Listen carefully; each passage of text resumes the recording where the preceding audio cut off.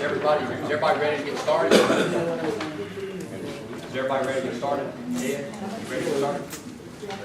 No? Okay, you're ready. Okay, go.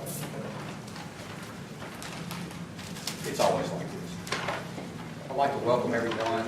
Appreciate you meeting a little bit early. I think we've got a lot to cover this afternoon. The first thing we have on our agenda is approval of the September 19, 2013 minutes. Does everybody have a copy of the minutes? If so, is there a motion to approve the minutes from our last meeting? So moved. Is there a second? Come on, somebody second. Jill, second. I'll second. Okay. I can. Any questions or comments? All in favor of approving the minutes, say aye. Aye. Get that, Jill? You did, okay. LME, MCO, regionalization. Brian, you want to kick us off? I know we'll be a short time, okay.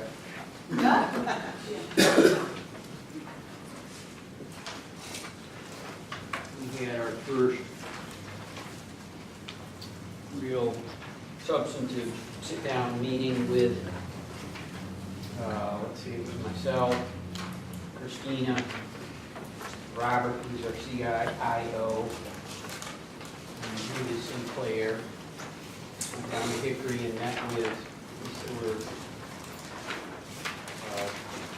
three folks from Centerpoint, four folks from Partners, to kind of get this to the a more operational level, at least in terms of conversation of what, answering the question of what does a region mean. And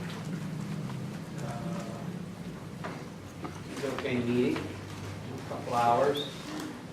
Tara facilitated it. She does a great job, of course. I think the best way to pursue this, it stays out of the business of who's in charge, which is where everybody wants to go to, of course. Because at the end of the day, if you work backwards, and just to refresh everybody's memory, I call it a deal, and I think that's a fair term for this, is that for the specialty care system to continue to function in the way it does now. And again, it's wise of us to not think of that as a carve-out, but as a specialty care system that is extremely important to people's well-being. And if you have any question about that, just ask yourself, well, why is there a specialty care system? General medicine and general health care just isn't really prepared to deal with the needs and treatment requirements of the folks that we're engaged with. So we evolved a specialty care system, and preserving that is important. And along with that, the state, and again, you can say for better or worse, I would say for better, and I would have a lot that I would put behind that, has made a big investment in the public management of care, rather than going to a more commercial approach. So in order to preserve that, and for that to find a way into the Medicaid reform plan that the governor and secretary are promoting, a requirement or a need would be to reduce the number of NCOs. And we're really pretty much fixed on 4. And the rules about that would be to have a minimum of 300,000 Medicaid lives, and for there to be geographic contiguity, so no orphan parts of the state. And in the meeting we had with Dave Richard, this was a week ago Friday, and he asked for 2 hours of time on our agenda, the CEO agenda, to talk about this. because very substantive conversation. You know, he described what he thought those regions could be, and by the time we got done, I would say my colleagues and I accepted a challenge of coming up with a map that we could produce for him within the next couple of weeks. And I think subsequently that deadline has been expanded to be middle of October. Who just took these? Dave Richard, he's the director of MHEDSAS services now. So there's been a lot of delicate meetings and conference calls with my colleagues trying to reckon with this. And been, let's see, pretty significant meetings in Mecklenburg, and in the eastern part of the state, I think Sand Hills and East Point. And this is a pretty challenging situation in terms of which direction they were to go. So, you know, for us in the West, the consistent package seems to be Centerpoint, Partners, and Smoky, and Smoky including Western. The one kind of interesting piece that always lingers has to do with Mecklenburg's interest in Partners. And it may be that interest is because of their disinterest in Cardinal. And you know, these things, the basis for people's thinking and whatnot, you know, sometimes becomes murky. But at any rate, Mecklenburg has decided to issue, I guess they're calling it an RFI to their neighboring, to both Cardinal and to Partners about you know, any interest there would be in merging. So it'll be interesting to see whether or not Partners responds to that. I know that Cardinal will. So that, pardon me? Positive. Yeah. And let me stop there and see if you have any questions, and then before I go on to sort of the next launch here. I don't know what the dates are for that. I guess if you look on the Mecklenburg website, it's probably something on there about that. But they're, you know, they understand they have to go quickly with this. In my conversations with my Western colleagues, I have advocated for a position that would not include Mecklenburg.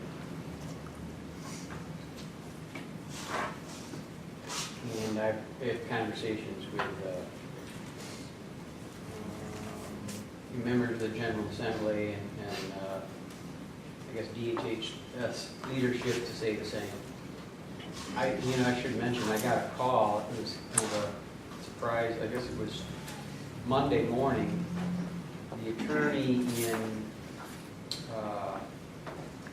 Raleigh, like the blog, what's her name? Nicole Emmanuel. Had published something about, you know, a prediction that a Smoky was going to be taking Mecklenburg. So, you know, these things just go like wildfire once that stuff gets out there. So I did have a call from actually the executive director of the council, and I said, no, you know, we don't have any interest in that. So if you do hear something about that, that's try to put that fire out as quickly as we could. So. She said Smoky or Alliance. I don't know where she came with that, but just pulled it out of the hat. Well, a lot of people, you know, and this is just the, you know, this is the human condition. You know. When did she print that? That was about a week ago. Yeah, it was on Friday or so, Thursday or Friday last week. Because I had a conversation with Norwood on Saturday, and he asked me about it. Yeah, that's probably why. And her people. So. And I got a call from Mary after she told me. Yeah. Yeah. So, Well, we have some areas to work on with partners in Centerpoint. And really, the way I framed this, and again, I kind of went off on a little bit of a tangent here to give you the background, but, staying away from our struggles in this is a challenge. People have a lot of pride in what they've accomplished. And, it's hard to make good progress if that's kind of floating around in the air. So the way that, I've tried to frame this and recommended, my other colleagues do as well, and I think it's pretty much how we've approached it, is to say, look, we're three businesses that do the same thing. And I can tell you, that at some point, I would be calling you to see if there's a way that we could do our business better just by collaborating. Because you don't need three of everything, and we have three of it. You just don't. And that's just intelligent approach to business. I mean, counties share service. I mean, you don't need any examples of why at some point you come to that conclusion. And it's just that under this scenario, it's a much more accelerated kind of evolution as far as that's concerned. So with that in mind, there are, and Christina, I don't know, I didn't actually write these down, but there are several kind of business areas where the agenda is, can we collectively find low-hanging fruit? And believe me, there's a lot of opportunity for that, without getting into real, complicated, more difficult pieces of things. So, I know one is around provider network, one is around hospitals, one is around IT and Alpha, and all three of us do share the same vendor, although we do have slightly different platforms at one, for example. Is there another? There was a benefit grid that has a lot to do with our services and our clinical policy, and that due to the amount of funding on the IDD side of the system, there was an interest of the three LMEs, MCOs coming together on that and really looking at some future visions and goals. And then we did talk about just overall service gaps assessment. People have either done that, and we have one that's just got launched in the last week or two. And then we have already had a conversation that Brian was part of around our call center. We all use Alpha and just how we might back up each other, and we've actually had an on-site visit. There's been some exchange of documents around that. So there was 2, 3, 4, 5, 6, 7, 8 areas talked about. So which is good. It's a big piece of the system right there, just to begin to look and evaluate. And the other, and we have kind of some timelines we've tried to put together, and we've also asked Tara to create I guess we'll call it a, concept paper, or white paper, because, we're going first with this, so there will be a tremendous amount of curiosity around what we're doing and how we're doing it.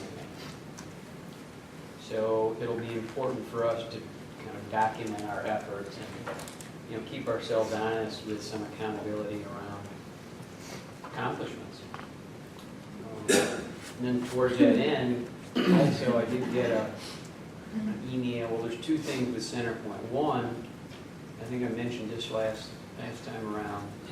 There's been a request for, I would say for me, but I would want to include more folks than just myself to go and make a presentation to the Centerpoint board, ostensibly around how we would approach merger. And we have a lot to say about that.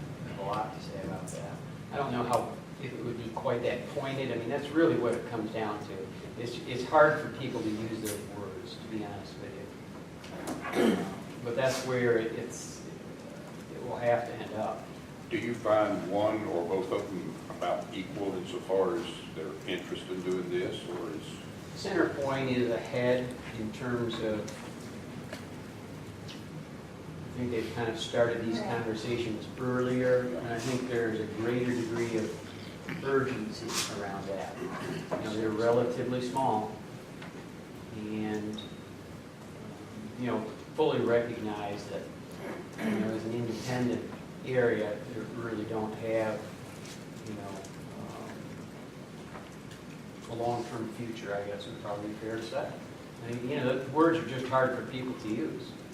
And I'm, of course, very careful with what I say, you know, and people have all kinds of fantasies about smoking. They're going to just gobble things up and, you know.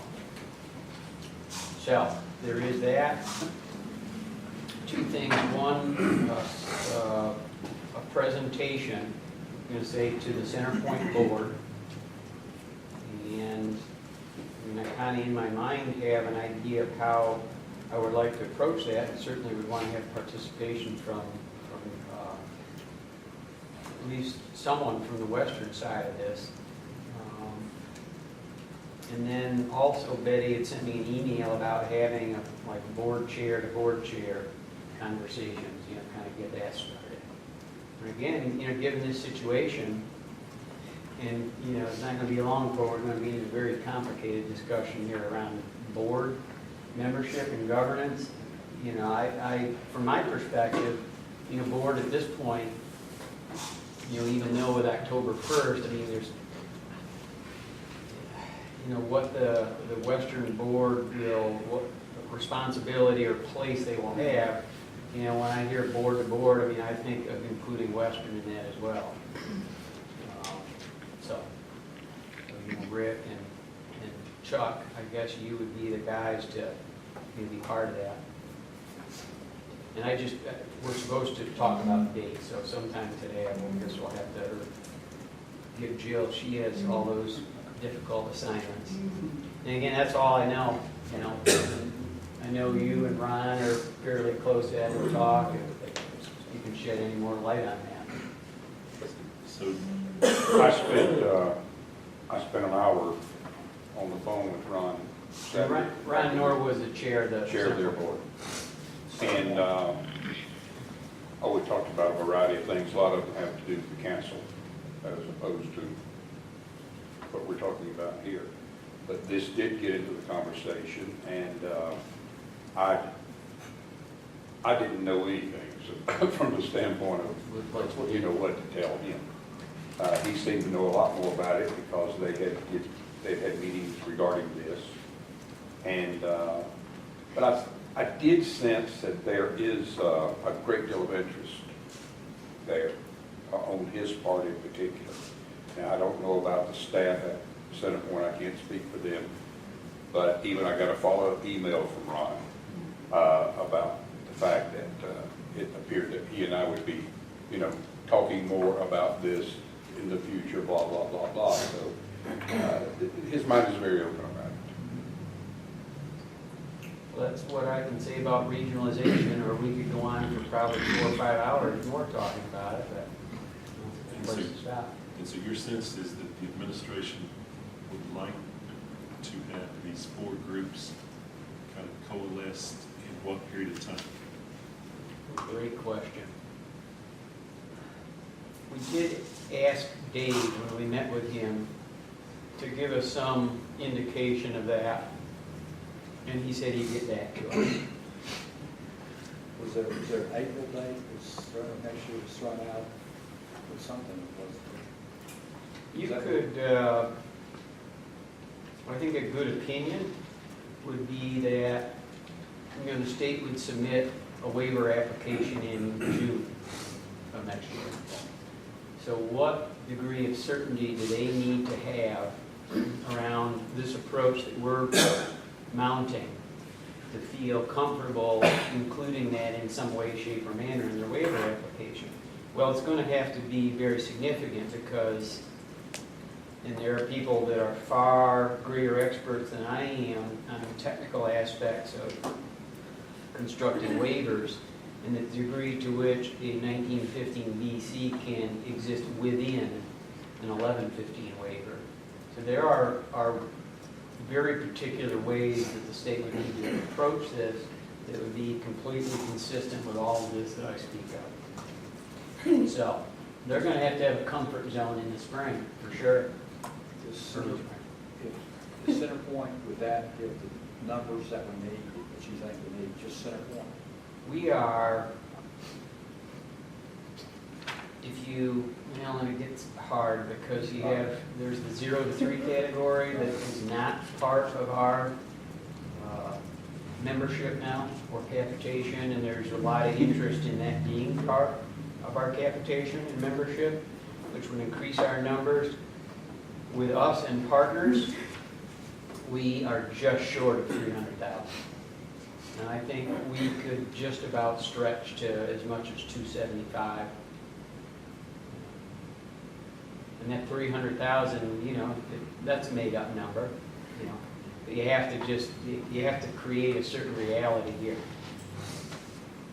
So Smoky and Western and Centerpoint would be short of that, wouldn't it? Oh, yeah, Center Point's 70, Okay. maybe 75,000 lives. And we're up around, I don't know, 160, maybe 170, maybe that many, I'm not sure. And without the partners, you're not contiguous. Well, yeah, I mean, and here's the thing about this. Our choices are, let's see, Tennessee, Virginia, South Carolina, Georgia, or partners. Yeah. So I'm in a real interesting place here.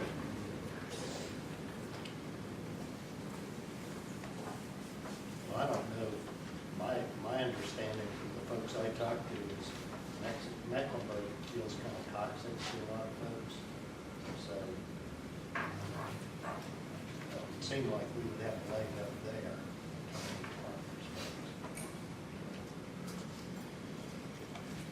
And ultimately, you know, as we know, the secretary has to approve mergers. So Mecklenburg could say, okay, well, we're going to, you know, fill in the blank, and the secretary could just say no. And you know how this tension has been about, you know, playing chicken, you know, basically with the secretary, and who's going to win. Jim. Sorry, that's. Yeah, the DHHS is going to have some, I'm going to use the word comfort zone. Now, are people going to merge by then? That's not possible.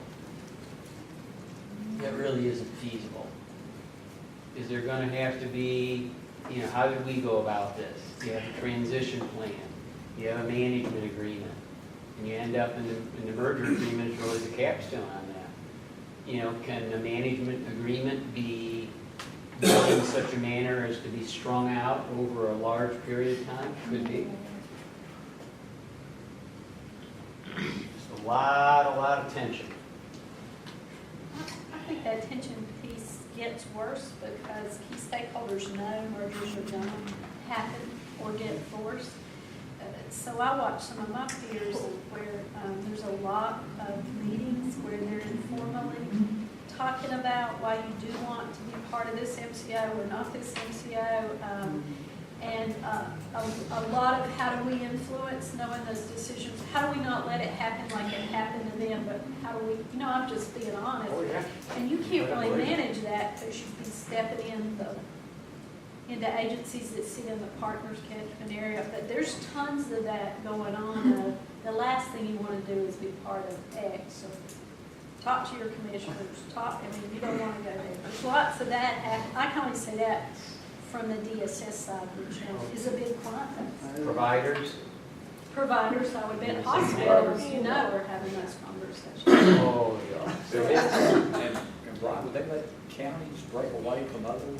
That's She's another I asked her, she's making. part of this challenge is whether or not all MCO boundaries that currently exist would stay the same. There could be changes there. There could be counties that would be split one way or another. So you can just imagine the free-for-all that this is coming.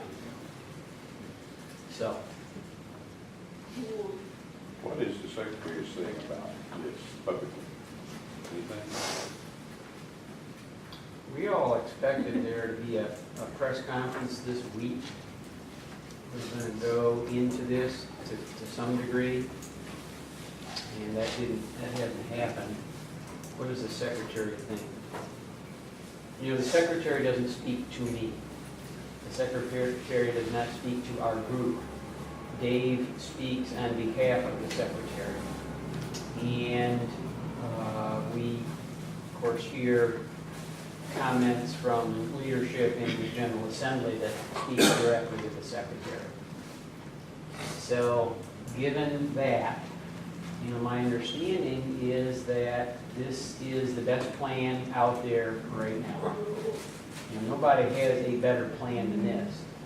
Now, you know, I had a meeting yesterday with one of the leaders in the legislature and heard a whole different way that you could create regions based on hospitals. It's like, yeah, that could be another way you do it. But there isn't, we're the only ones with a plan to actually do it now. So, you know, good and bad with that. You know, good because you can get ahead and you can make it work and you can sell it. And all of those efforts are underway, except that it's a very hard sell for my own colleagues. I mean, you see all the conflict here. And the other part of it is, you know, you put something out there, then it's you know, it can be attacked. So, but all in all, I think what I believe, same thing I've always said about, you know, this and really other things, you know, waiver, you know, in the absence of somebody else having a plan, it's my responsibility to come up with a plan. And I like to have plan A, B, and C. And the A plan, actually, I was quoted in the Winston-Salem paper about this. You know, the A plan right now is to create a western region and define that. I was trying to be supportive of the Centerpoint board because they've kind of gone out of the circuit. I hope they interpret it that way. So, Okay. you know, again, I would just, it's the same thing, you know, I can't even tell you all the crazy stuff you'll hear. If you ever have questions, just call me. You know, just call me. Better that than getting taken on a wild goose chase.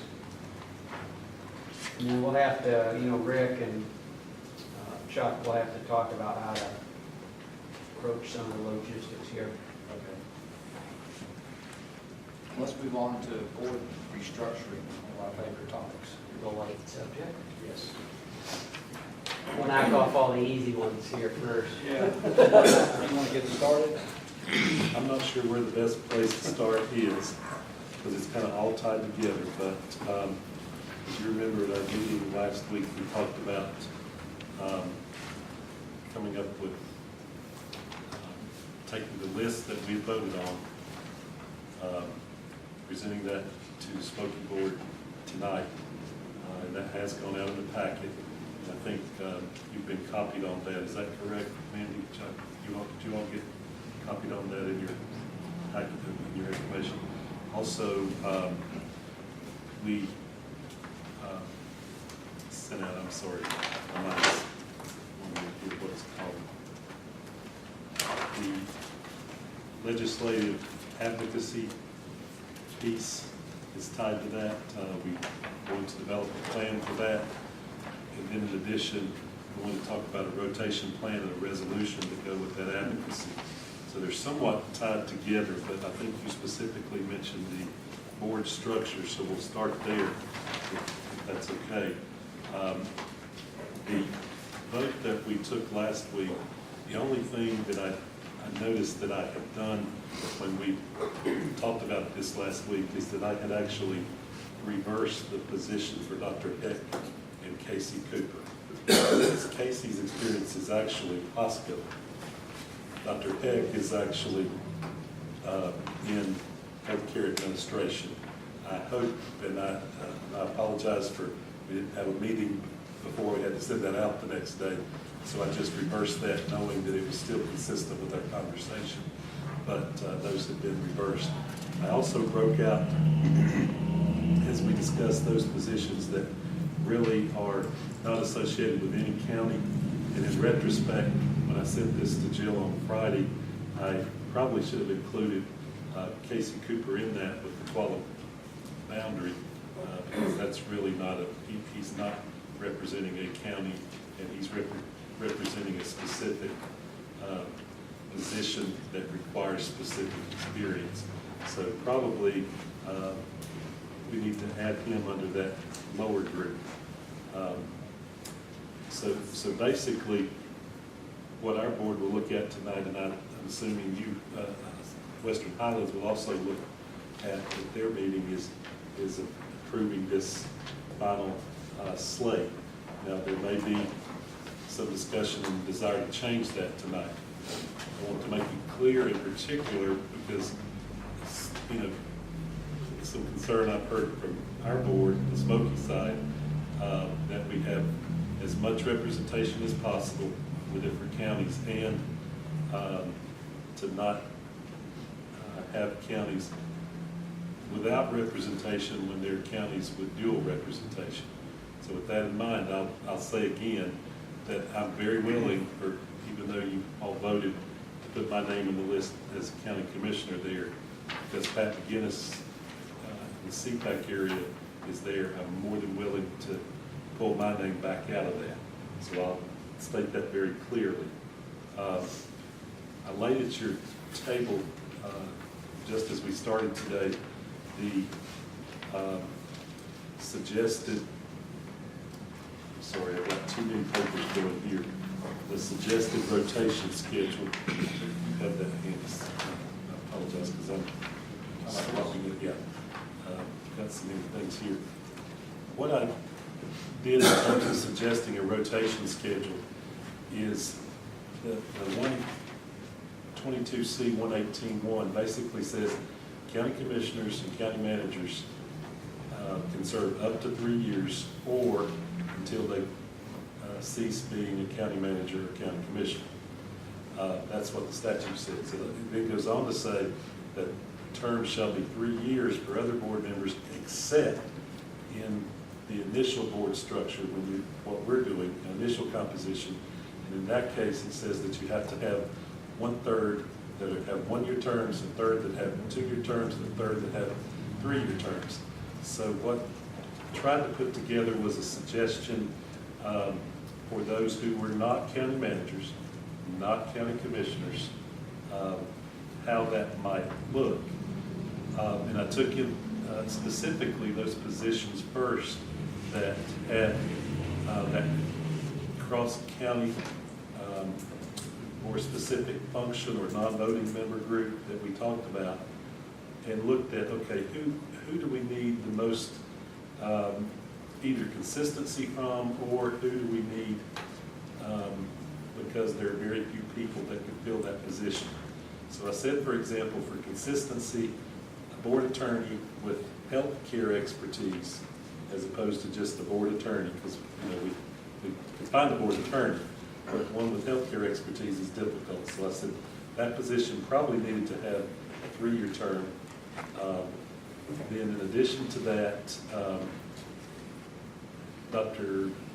Heck at Mountaineer Health Education Center, healthcare administration experience consistent with an MCO is that category. An MCO, large managed care organization, there aren't too many people within our catchment area who can fill that role. So again, I felt like suggesting 3 years there would be appropriate. Now, in addition, the cross-county position I listed there, Craig Sappenfield with the Association of County Commissioners, that's an insurance position. He works in risk management with the association. And that is consistent with the language of the statute. It says your insurance person needs to have expertise consistent, or insurance experience consistent with the scope of an MCO, and that would be. Again, there aren't many people, plenty of insurance folks, but not many that can fill that deal. So I thought that probably should be a 3 as well. On the CPAC, now I had plugged in something here and had this done before.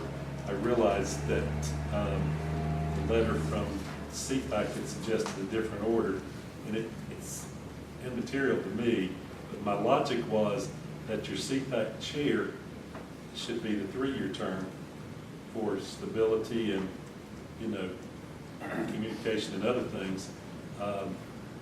The family member might be a 2-year, and then the consumer might be a 1-year, because you have a number of consumers who might like an opportunity to rotate through that position. But my understanding from the letter that was copied to us this morning and placed on our desk is that they actually reversed that and said that Pat McGinnis 3, the chair 1, and they have a different name, Judy Johansson. Now, at the time I prepared this, they had sent me Dan Lane's name, so I don't know anything about Ms. Johansson or where, what county she's from, but that's immaterial. It's their choice, so it doesn't make any difference. Again, logic-wise, we've got 2 non-voting members, the LME Provider Council and the hospital administrator. And I'm assuming, particularly as we grow larger, that there are going to be more and more providers, and that they may choose to rotate their leadership occasionally. So I thought 1 year might be appropriate there. And in particular, especially since we talked about having representation from the different counties, hospital administrators are, you know, we have them all over our catchment area, because they all, well, most of them have ERs, and those ERs serve MHDDSA clients, so that could very easily rotate. So I thought maybe 1 there, and then backing up to kind of give some, you know, again, aiming for that 1/3 ratio, a third being a year, a third being 2, a third. Then I thought the DHHS appointment where we have Ed's name would be a 2-year. Now remember, in each of these cases, what we're talking about here is a term limit, not number of terms, because the statute says that they can be appointed for up to 3 terms. So even if we agree to these term limits, if the board so chose, you could have, you know, people appointed for multiple terms.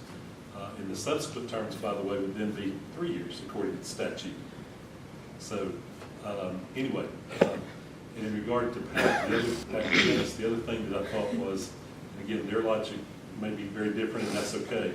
But my thought was, because Pat has been on our board for a while, that, you know, putting her in the 1-year slot in case someone else wanted that. But again, that was just the logic there. Now, you've noticed on the back side of that form, there are 2 other slots that are kind of similar, but they're not in that grouping, and that's the DSS director, and, well, I say director, the statute doesn't say DSS director, it's someone with that DSS experience. We chose a DSS director. Then someone in that MHDDSA service category. And again, to do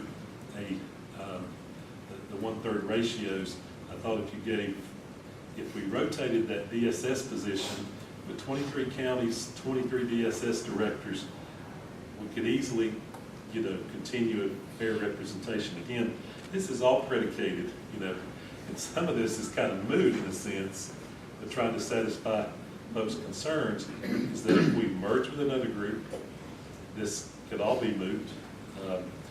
And if we got a waiver through our advocacy efforts, it would be moot. But again, if we didn't, could rotate the DSS director position annually, and the MHDDSA every 2 years. And that would give you 4 people with 1-year terms, 4 people with 3-year terms, and then it's an odd number, 3 people with 2-year terms. But that's as close as you can get to thirds, excluding your county commissioners and county managers. Now, we talked about having a rotation of county commissioners and county managers, and I listed below there the counties, 23 counties in order of population, and there's abbreviation beside each, WS for Western or Southern. I didn't want to put Western because I didn't want to confuse it with Western Highlands, and we have at times called that both in our catchment area. N for North, C for Central, and then, of course, Western H for Western Highlands. And you see 2 lines there, and that was an arbitrary line that I drew because I played with a number of scenarios trying to figure out how you could rotate 10 positions in 23 counties, whether you did it over 2 years or 3 years or 4 years, or whether you did it with large, small.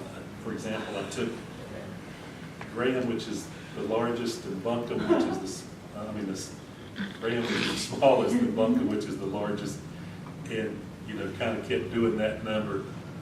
That was one way I looked at trying to, where I put the line, there's 8 counties smaller than that, 8 counties larger than Jackson, and then the 7 in between. I tried doing the pairing where you did Graham, Jackson, Buncombe, Clay, Alexander, Henderson, for example. But you get 9 instead of 10 in that arrangement, and you end up with 5 left over if you do it 2 years. So I don't know how to do it. It's and I said, we need a smarter mind than mine to figure it out, and the reality is it's probably, if we're going to do what we just talked about and merge, I'm wasting a lot of time. So I'm leaving it here with the suggestion that if we're not successful in doing either of those things, then the idea is still, if we could rotate those and not just have an internal agreement that we won't reappoint the same people, then you could rotate somehow. Now, how, I don't know, but it probably needs to be consistent with, having large and small at the same time, and, the different areas. Probably going forward, we need to look more at geography as opposed to former regions, because, for example, and, this could, if we'd done it just by regions, it would actually benefit the central region, but I don't think we want to go there. And that is that if, for example, you said Smoky had 3 regions, picking up Western would be 4, well, there are 8 counties in Western, there's 7 counties in the Western region of Smoky, but there are only 3 in the central region. So if you rotated that way, then the central region would have consistently everybody getting some service there, where Western Highlands and the Western region of Smoky would not. So I really think going forward, even if we had to fall back on this, that we need to look at more to make sure that all the counties in a particular year are not become, that kind of general. But then northern also region. the advisory committee, the county commissioners advisory committee would have got their stuff together and be able to offer some assistance Right. in this. And the other thing that has occurred to me, again, because I've just tried to brainstorm, trying to figure out, ultimately, I'm afraid that we're going to get a bad rep for not being able to pull together on something that is a state statute now. I mean, I guarantee that most of the commissioners on our boards would not think very highly of the citizens in their county saying, I'm not abiding by your ordinance because I don't like it. It doesn't give us representation. I'm not going to, and that's kind of what we're saying. We're not, but I understand people's desire for representation, and because there's MOE money involved, and the statute actually says, in 4 places in 122C2, it says, it's the obligation of state and local government to provide mental health, development, disability, and substance abuse services. It is further the obligation of state and local government to provide community-based services. State and local government shall develop and maintain a unified system of services, and state and counties shall provide matching funds for entitlement program services as required by law. So it's very easy to see why folks do want that representation. But notwithstanding all that, it is something we've got to deal with, and if the state on the legislative side and the state on the administrative side are both trying to channel us into 4, I believe you said, Brian, MCOs, then for us to buck up at something that's a state law and not move forward with doing what we need to do is not, in my opinion, going to help us whatsoever. So like what I was saying is, one thought, and I don't know how legal it is, haven't addressed this with Jay or Allison or anybody, but I wonder if one way to get around it is to say that we have a motion and an agreement that we will submit a slate of names consistent with what they asked for, but that realistically, we're going to invite every county to send a county commissioner, and that we can have a vote. I don't know if that would work or not. Might be too large, might be unwieldy, but it would certainly get us past where we need to go. Well, my opinion is that Mr. Latimer may not know what he's doing, but he's certainly the expert on this matter. Well, Michael spent a lot of time on this. Yeah. No doubt. Jay, one of the things we talked about was, tonight on the agenda, we have two items. Approval of the resolution to add counties to the SMC area authority and propose Smoky Mountain Center, Western Highlands reconstituted board. At our last meeting, or sometime there in between, there's been a suggestion that there be a meeting with the county commissioner represented from all the counties, county manager, and do that in the next couple of weeks or week, and talk about this before the board takes any action. So tonight, I don't know what everybody thinks about it, is tonight suggest that, and we'll set up a meeting as soon as we can in Asheville, and try to have the meeting as soon as we can and talk about this, because we really don't have a choice. We've got to do something, and there's no way to make, every county commissioner can't serve on the board, and all the stuff's gonna work. So we can have a meeting, just talk about it before we take any action. Maybe it'll help everybody understand. It may not help, it may help, I don't know. Chuck, anybody? I think I feel like it probably will help, because I think that would be the opportunity to get everything out on the table. And just ask them, because if we're meeting with the chair's going to go back to his board, and they're going to ultimately come down and make a decision, but they're going to have to approve. Chair is the key word here. I think it is too. I think that's the one you've got to make sure that he understands, so when he goes back to his members and we're discussing with him before they get in their boardroom, that they all understand the same thing. And where we're going. When you get right down to it, we don't have a choice. We need them all on the table with it, and understand that we don't have a choice, and also understand that somewhere in the future it could totally change. You could pick up these 21 members here and set them out on the porch. You can establish whatever you want to after that. If all the boards will agree. So you're talking about trying at that point, you could be looking at pulling 32 to 45 board of commissioners together to vote on a slate of officers, or whatever that may be. So I think your opportunity will be to get to the chair of the county boards, and I think if you do that and they understand it, then I think they'll be able to address it well. And I think the article I read in the Winston-Salem Journal about Wilkes and Watauga, I'm not sure they understand all of it yet.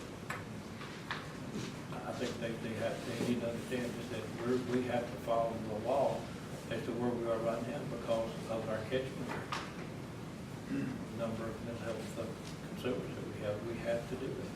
And if everybody understands that we have to do that now, knowing it may change, I think we said it better change. Because I would hate to see any one of our 23 counties go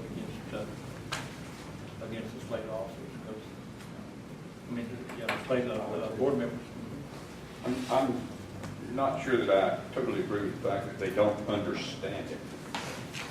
But I do feel that they don't quite understand the ramifications of turning it down, of what will happen if they turn it down. Yes, sir.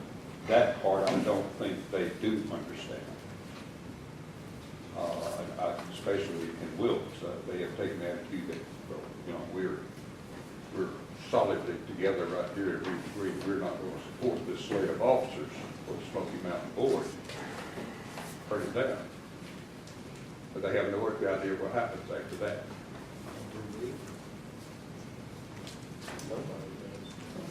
I've put a call into Mark Botts, trying to, I've outlined a few things. I've got some thoughts, but it's anybody's guess. Well, I think we need to be prepared to play that card when you have this meeting. Right. Yeah, let me add a brief comment consistent with Michael's perception that this,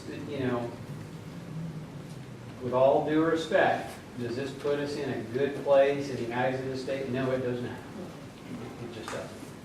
And are we the only ones having this degree of problem? Yes, we are.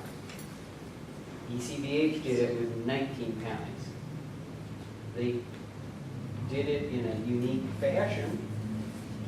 They somehow interpreted the law to mean that with the approval of all the commissioners on their existing board, with that approval of the slate of officers, that covered the approval from Congress. Now, I didn't go to law school.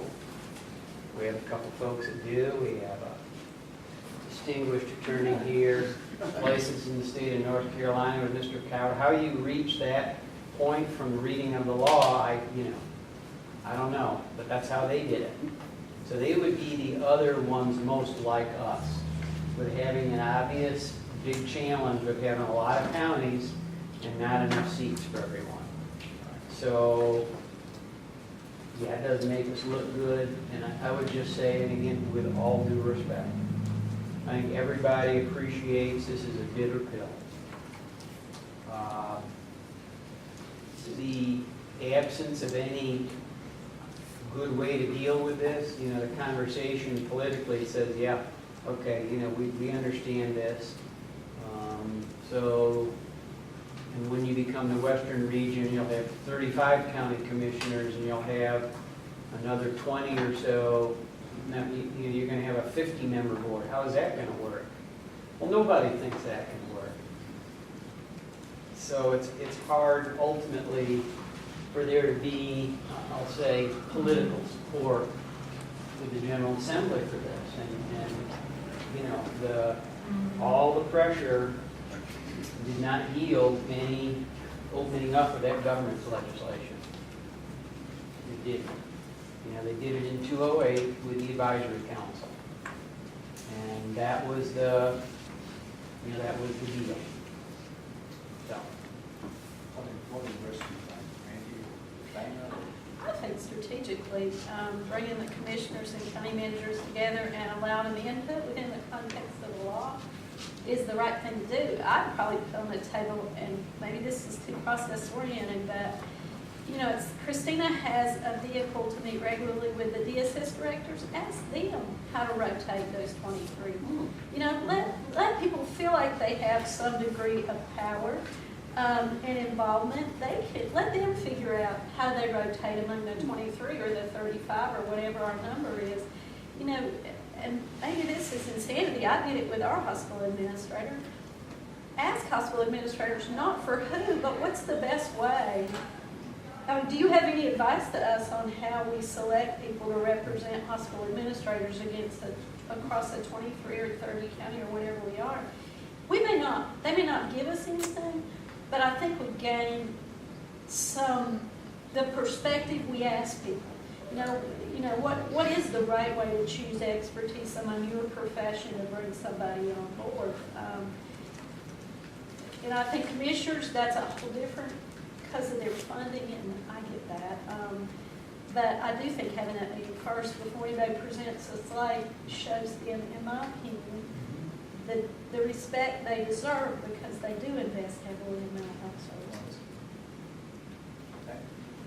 I think the sooner you meet with them, the better off, because there's a lot of rumors going on in the West. And I think there's probably going to be a concentrated effort tonight to vote down the advisory board, because they feel like that's just an appeasement. That's what I'm hearing. Again, that's hearsay. That's insulting, the advisory board. And we didn't actually have that on the agenda. Right. Yeah. So it's not on, okay. No. Not the advisory board, but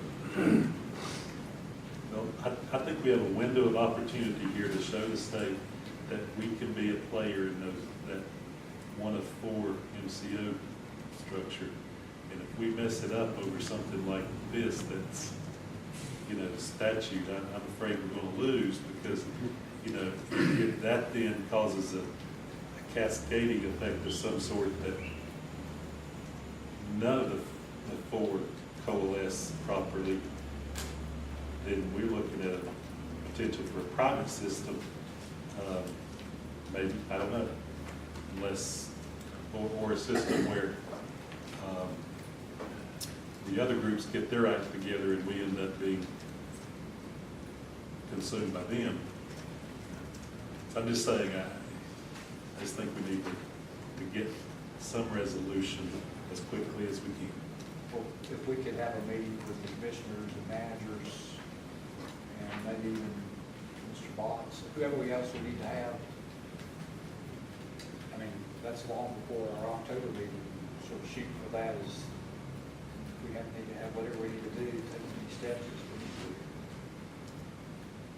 to. Jay, what, you got any, you were out, and have any thoughts? Well, I do have one general thought is that the legislature has basically asked us to perform an impossible task. And if we show that we're doing next to the impossible, I think that's what we ought to be doing. And at some point in time, I think that, let's just use Watauga as an example. If Watauga says that we're just not going to approve this, at some point in time, the Watauga representative in the General Assembly who did vote for this legislation probably needs to talk to the commissioners at Watauga and say, look, this is what the General Assembly is saying that you as a political subdivision of this state must do. And at some point in time, we might have to talk to that representative and say, if we have a road county that we need some help with those commissioners. And those commissioners are going to listen to an elected representative, or senator who comes to them and says, you got to do this, you may not like it, but it's the only thing that you can do under the circumstances. So, Ed, you probably know who that representative is. I don't know that person or those persons at Watauga, but I'm thinking, and I think everybody's thinking, that'll be the county. And Wilkes is right there with Watauga as far as their option. The thing is, I mean, Jay, you said it's an impossible situation, and it seems like it, a lot of people think it's really unfair, but the fact of the matter is, it isn't impossible because every single other LME's done it. And that's the thing that I think is probably going to be what we need to emphasize to people. I'm saying impossible, No, I'm saying impossible to have every county included. Oh, yes, exactly, yes. The numbers aren't It's there. very, you're exactly right, no. But I You're safe mean, in saying that's impossible. yeah. And that just that, the fact that everybody else has been able to deal with this and we haven't, it just doesn't put us in a good place. Are we, not to get the two things confused, but are we, is this organization the vehicle to coordinate the appointing the county commissioner board, or do they do that on their own? How's that? I mean, if you're getting everybody together, I could cover that too, because that's just the next. Sort of, again, so it's not, so it doesn't mix it up, just to be clear about what we're talking about. Right, yeah, absolutely. I mean, and I've heard conversations about that, at county commissioner meetings I've been at, the last month or so, curiosity about that, and are you gonna do that? And I said, well, yeah, I think that makes a lot of sense. And so, yeah, I cover both of those things. I think we probably need to emphasize, there are two things. One is that we do have to have something into the secretary very soon, correct? Well, okay, let's just lay all this out again. Because of the wording of House Bill 399, it's very awkwardly done, the language there, so that it talks about approval from the secretary for both Smoky and Western. You could have an opinion that we've already received approval because of the approval of the transition. And we got written confirmation of our transition plan. We got written confirmation of our merger agreement. You know, if you write it down on a piece of paper, do we have permission, and get her to sign it, that's even more permission. And that was the, you know, basically the approach that Western wanted to take, and because Western, you know, had requested that, then we have to do it too. So there's this little caveat here where we're waiting to get that letter of approval from the secretary before October 1st. And we've had a lot of communication from the state saying, you know, don't worry, you know, we'll get it done, and, you know, just don't worry, period, really. So we'll keep working on that. Once that is invoked, then we do qualify, I call it a waiver, you know, waiver of the governance legislation, it was 191, that has all of these features in it, okay? Until 30 days after the secretary basically provides approval, signs onto our merger agreement, okay? So we got to back all of this up here. Now it does sunset because, you know, they weren't going to give us forever to do this. I think it's April 1st, 2014. Now, that merger agreement, we're going to hand that out to folks today.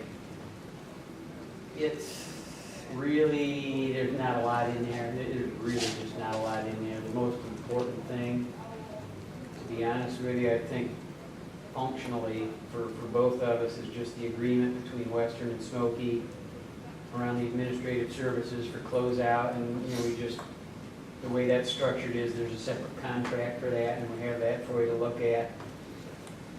You know, theoretically, we could vote on that tonight. I don't want people to feel rushed. By the same token, it isn't, I don't think, a hill of beans, to be honest with you. So we'll hand that out to folks. You know, we can delay a little bit on that. Here's where this really starts to get in the rhubarb. What about Western? What role do any of you guys have? We're sitting up here saying, are we supposed to vote? You know, I mean, you know, let's just use the words, and, you know, again, with all due respect, you go away October 1st, okay? But your counties, how are they involved with, you know, if we freeze time, okay, nothing happens to the board for some extended period. And I think there is a very strong effort to have that be the case. That will, in my opinion, at the end of the day, win out in this locally.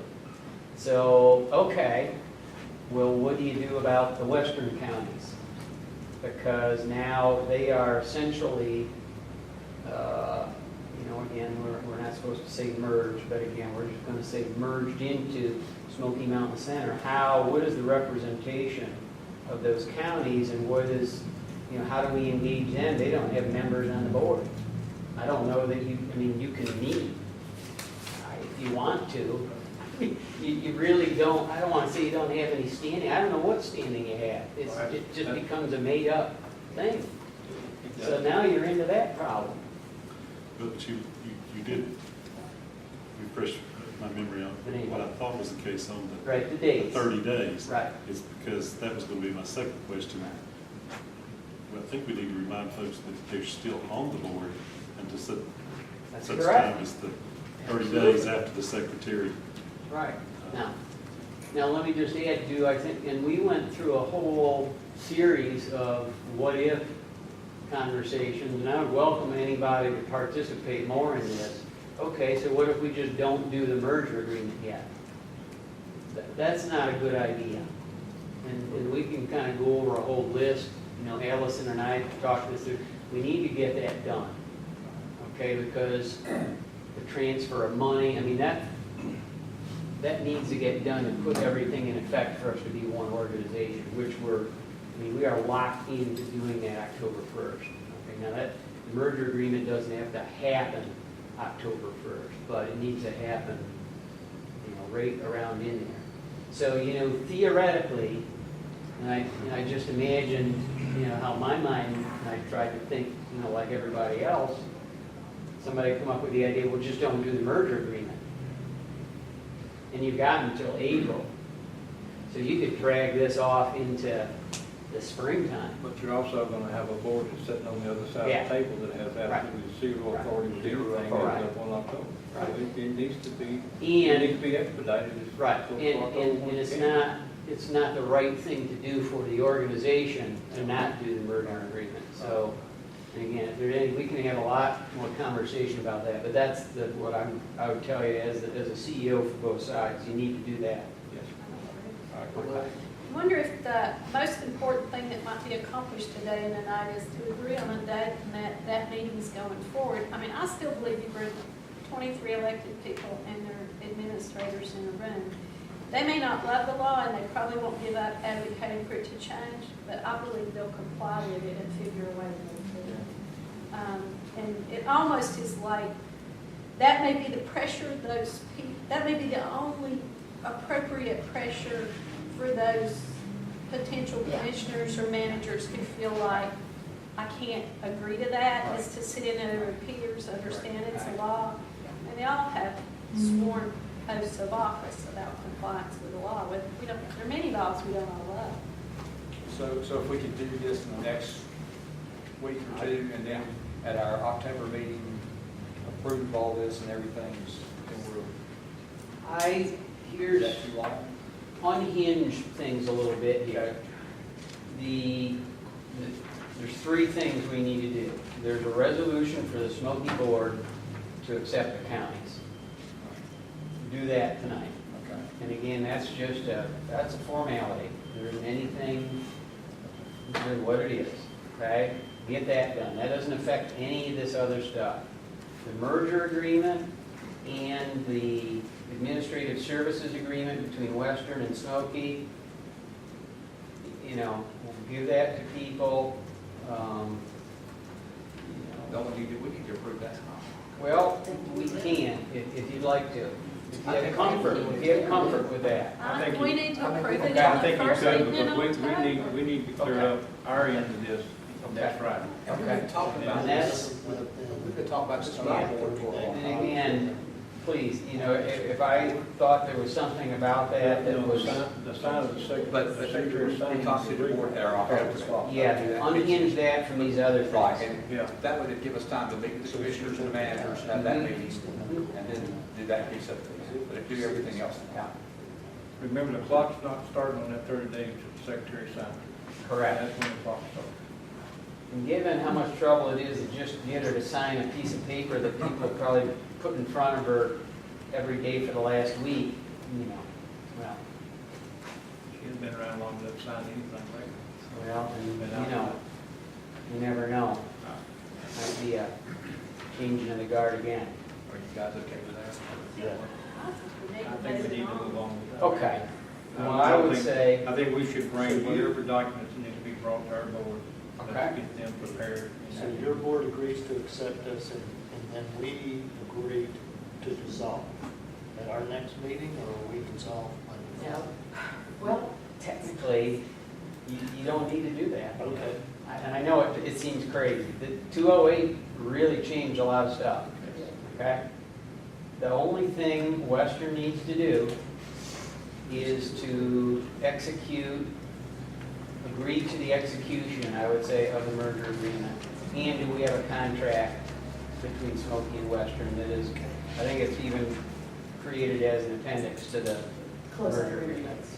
I've got both of those back. Those are the things that Western has to do. That's it. And I don't mean to muddy the water, because I'm in agreement, so don't get me wrong. Don't let it But but I do wonder if, you know, at an advocacy level, because in essence, the secretary's request through A. Richards, is that correctly? And ultimately at the governor's request, we're looking at this 4 MCO potential and moving toward that end. I wonder, especially given, you know, political machinations in the secretary's office lately, if there would be any reason to maybe talk to the governor's office about asking the secretary to make that waiver. just give us the authority to waive the threshold number and form our own board structure and move forward. But again, just a thought. Secretary doesn't get to make the law. He'll break it any more than you or I do, Michael. Well, and that's true. You know, I recognize that. That's what happened to Ronnie's first effort to say it was within, and I'm not laughing at him. You know how much I think of Ronnie. You know that, well, it's close enough. You know, it's within a rounding error of the $1.2 million, And I didn't mean to muddy the water. I'm just trying to think of every scenario to make this thing that one move already forward. got tried. That one already got tried, and the answer is the same. The secretary has to follow the law just like we do. You know, she doesn't have that authority to That's true. wave a magic wand Yeah, and as much again, as anybody wants her to. That's why this, I think there's an effort now to write to her and implore her to change or do something different. She doesn't have the authority. We can't change. So does your board tonight table the board recommendations and then the meeting with the commissioners? I think so. We constitute just having one item. And just to, Y'all are okay with that? and just to let you know on the advocacy piece, the resolution, I apologize recognizing that we may very likely table this, but I didn't get quite finished with that. I actually had it handwritten, but I didn't have it typed, and I realized we might table it. I didn't finish the typing. I could have stayed up till 2 last night doing it, but I went to bed about 12:15. And I apologize, but you know the content of that. Please do this, that, and the other, and here's why. Well, You know, I mean, maybe whereas, you and bring whereas, that, and whereas. like maybe you bring that when you have your big powwow. with all That's that. great. I just apologize that, I've had since Friday to pull it together, only so many hours in the day. Amazing piece of All right. Do you want to spend time now with since we're going to go ahead and try to, do both the contract and merger agreement? We can give you hard copies of that and just let Allison, walk you through it. Yes. And we have, let me just double check, all the insurance stuff and that's all ready? Okay. This is the same document we reviewed last week and made suggestions for changing, right? Tuned up. Allison's been extremely busy. Thank I think everybody knows. It's not my, thank you. Oh, whoops, yeah, I think that's, there you go.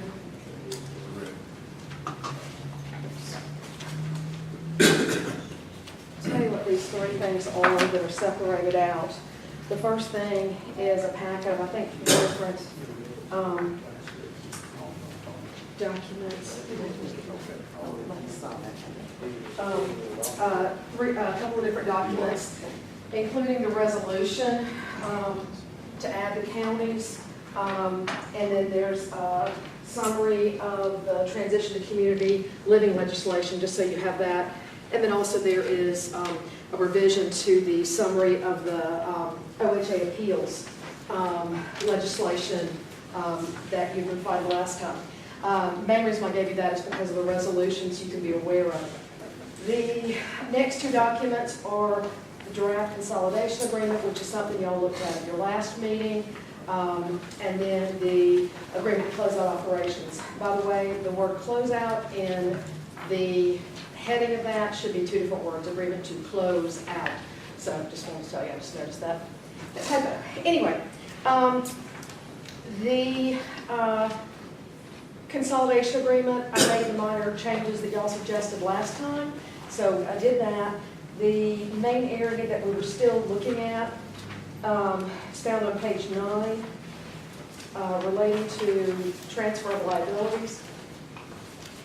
I added in some additional language there based upon suggestions from attorneys from ECBH as well as Cardinal in their various agreements that they have gone through.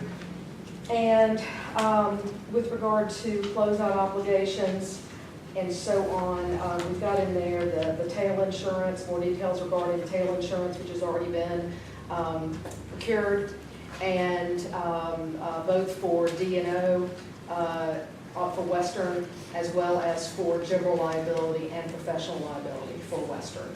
That is something there's two different policies, but those are for a period of 1 year to be renewed. We want to get a different quote on the professional liability because Smokey actually has managed care organization insurance as opposed to professional liability insurance. And really either is okay, but we really want to have them the same. So anyway, only question I have there is whether or not the term escrow is correct, Lisa. So I'll get you to give your thoughts on that. But if you have any questions about section 18, starting on page 9, that's really the area where I've gathered some additional information.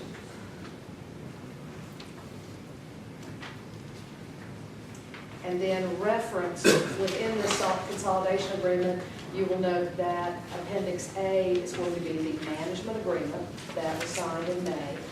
And then Appendix B will be the agreement to close out the operations of Western.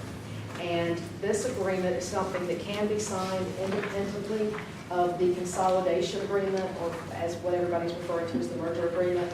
It can be signed independently. I think that it's appropriate and it would be a good idea to go ahead and put this in place just because this clarifies and actually states in writing all of the things that Steve Wood already went through with the Western Board relating to the closeout, various areas that he's going to be overseeing relating to the closeout process of Western, including financial closeout, claims management closeout, counter reporting, the MIS operations support for closeout, and so on. And so I ask that you take a look at that and I guess ask questions that you have of me or Lisa or Brian. On page 5, 6, 8, did we not discuss taking out that last sentence? Or has that been modified? It still seems to look like the one we talked about. Page 5. Page 5, section 6A, last sentence.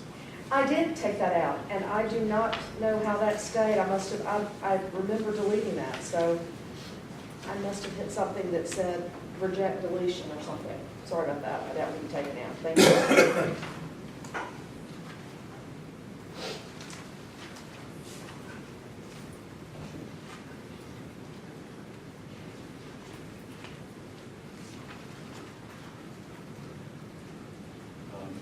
And the numbering is off that I had changed too. I don't know what's going on with that. It's the right version. Yeah, it's the right version. The date is, today's date that I printed off, but let me double check with that, if the numbers are off, I know. Probably need to just double check with all this, because I think number 10, we've taken out the word numerous. On page 6. And I can't remember all of it. I'm wondering if this saved. I've been having issues with we changed to a different version of Windows, and I There's the have been problem. having some issues. I have been having issues with things actually. Windows 8. Yeah. Okay. All right. I will go back through. I've still got the notes from the last meeting, and we'll go back through and check those.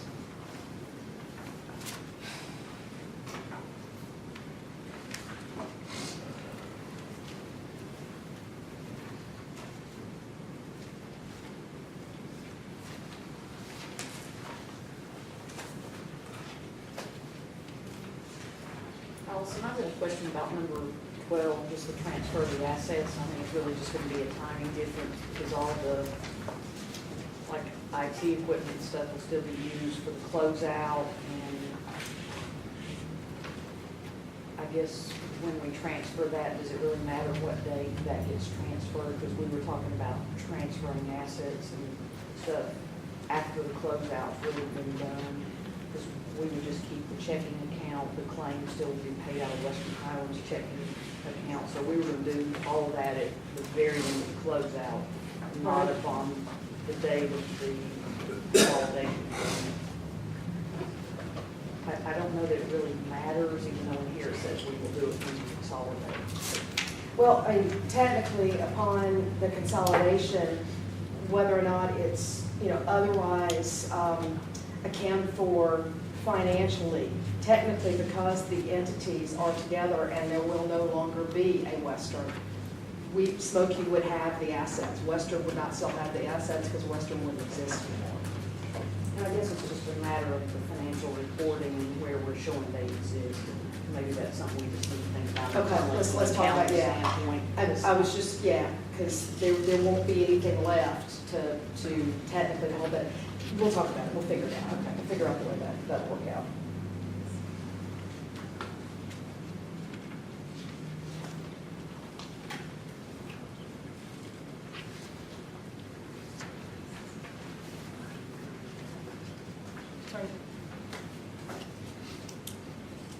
And once again, this is a draft, so, I mean,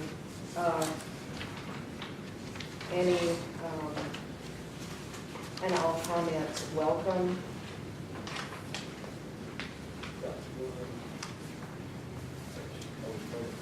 Okay. I think that everything gets more seriously, right?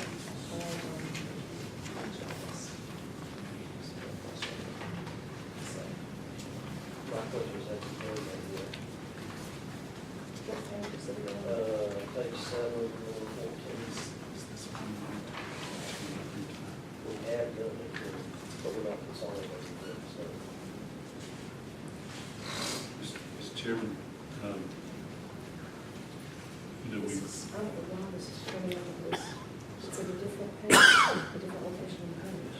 I'll go ahead and make a motion that we recommend approval of this document, agreement to close out operations in Western Highlands tonight to full board, pending our attorney making the final corrections on the document. I think she will probably do that while we're in finance committee meeting, because they weren't that many, and maybe Ms. Stone could give her access to a printer to print out revised copies. So that'd be my motion. Is that clear? I'm sorry. Sorry. I say, I make the motion that we approve and recommend this agreement to close out operations and recommend it to the board, pending making sure that the changes we suggested last week to the attorney are verified as being in the final document. Because we have the finance committee next, she'll have time to make those changes. Right, the document you reviewed last week and the one we're talking about right now is actually the consolidation agreement. The closeout agreement is the other agreement. So if you just, everything he said, just change the name to consolidation. Yeah, sorry, Right. I'm looking at the wrong one, sorry. Yeah, and I'll get make sure I Three read over different these. things in front of you.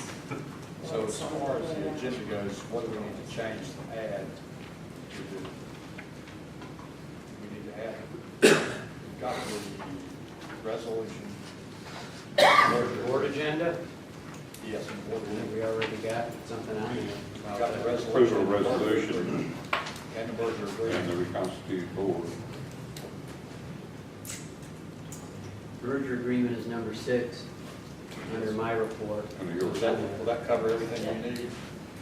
Yeah, 'cause the agreement, closeout is part of the Administrative merger services agreement is an appendix to the merger. And the resolution And it's the- is added, can't, Correct. you can't do that. Is that what you said?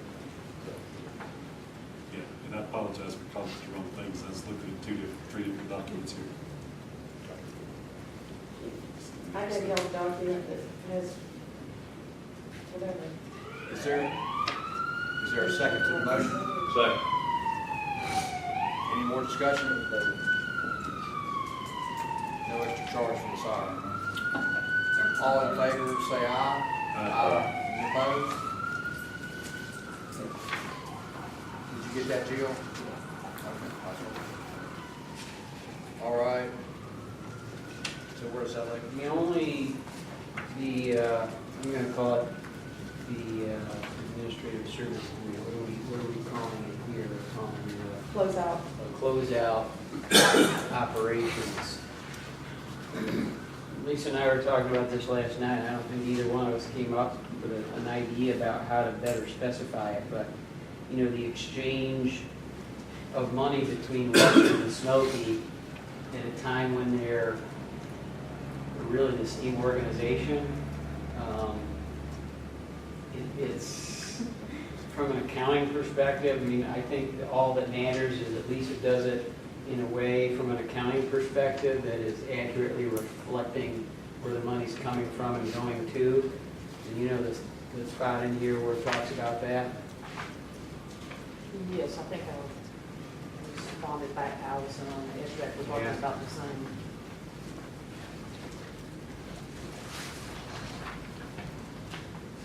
Can't remember the section it was in.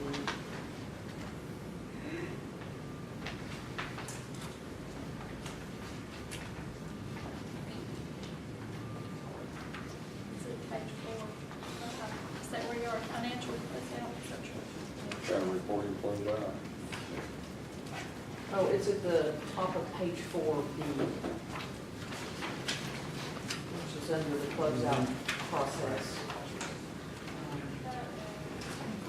Services associated with closeout may be paid initially out of SMC funds, which shall be charged ultimately to Western. And it may not even be the transfer of cash back and forth, but we want to appropriately account for Western and everything that's really, that is their responsibility through 9/30, including money received for the settlement for the Medicaid eligibles. Because when we close out, we want to make sure that we reflect where Western ended and not have that mixed into Smoky. So it may not involve the transfer of cash back and forth as much as it involves accounting for it. Right.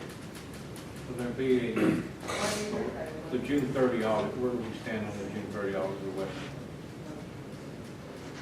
They were out for a couple of weeks in August, or 1st of September, I can't recall, but I think they have about a week's worth of work to do before they finalize Western's audit. So it should be finalized by the end of October. I don't believe it'll be finalized. Will they have it in the hands of the OGC this week or this coming week, do you think? No, I don't think so. And the deadline's October 31st. Will, yeah, I understand that. But do you think will our board, that's some of the questions that I have, will we have to come back together to accept that audit? Will there be an audit done for your closeout on the 30th of September for Western? What I had envisioned was this other audit should be finished for 12/13 by the end of October. It will not be ready next week, I'm sure. Okay. And No, I knew it wouldn't be ready until probably sometime in November. But, what I thought. will our board have to come back and accept that audit?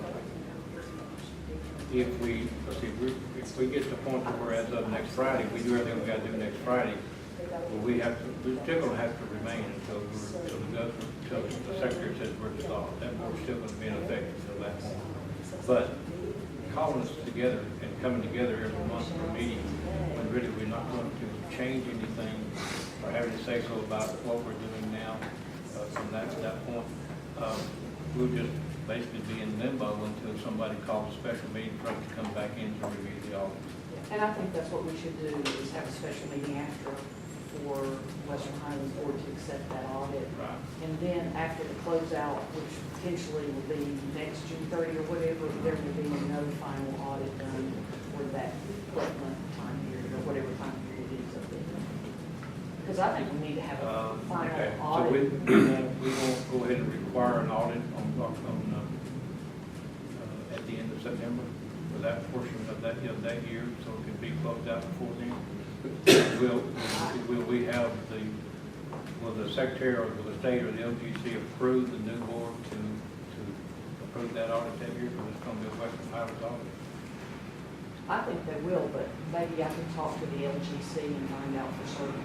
Because I know all along that had been the plan, was to not have one for the 3-month period. Is wait till all the claims You might are have to paid. share that into that, see if that would be something that would be acceptable by them to approve the audit. If we do, then everything goes through, and dissolution, everything goes through, and our last official business will be to approve the 30 June audit as well. And I don't know this, but if the consolidation agreement went into place 10/1, I would think at that time we could have a 3-month pause, because then it's all together. But if there's not a consolidation agreement, and originally I think that's why we were thinking in the manner I just said, because originally we were talking about doing it July 1 and having the management agreement be in place the rest of the year. Right. But if the consolidation agreement's approved earlier, at that point, at that date is probably when we need to have That audit. the audit period. I agree. And I'll find I agree out with for that. sure about that. Okay, thank you.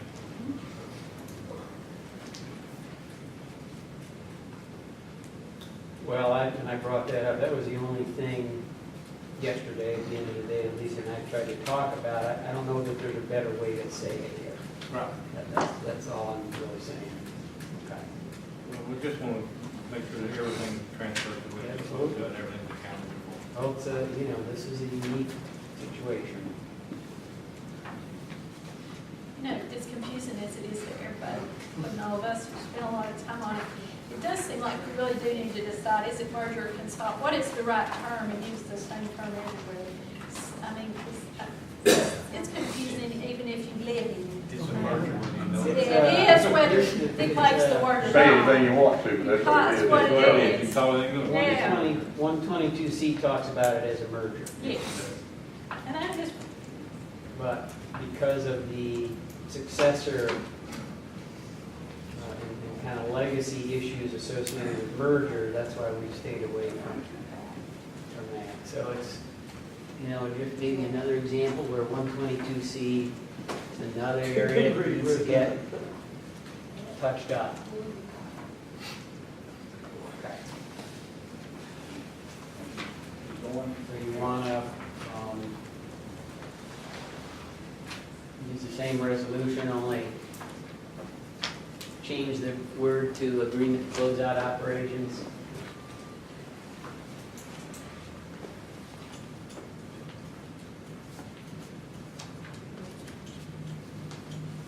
You can use the same wording, just change, the only thing you're changing is the title of this. The agreement to close out operations of Western Highlands Area Authority. You might vote on that if you want. Okay. Recommend approval of that to the board this evening. Is there a motion? So moved. Is there a second? Second. Any more discussion? All in favor of the motion, say aye. Aye. I copied and pasted and changed. You got it? Always like making it easy for you, Joe. So is there anything I'm going to do on the agenda to add it under? Nope. Okay. I'm sure it's covered as part of the merger agreement. Okay. So you want to put the next item on? Is the, Federal rate. yeah, well, okay.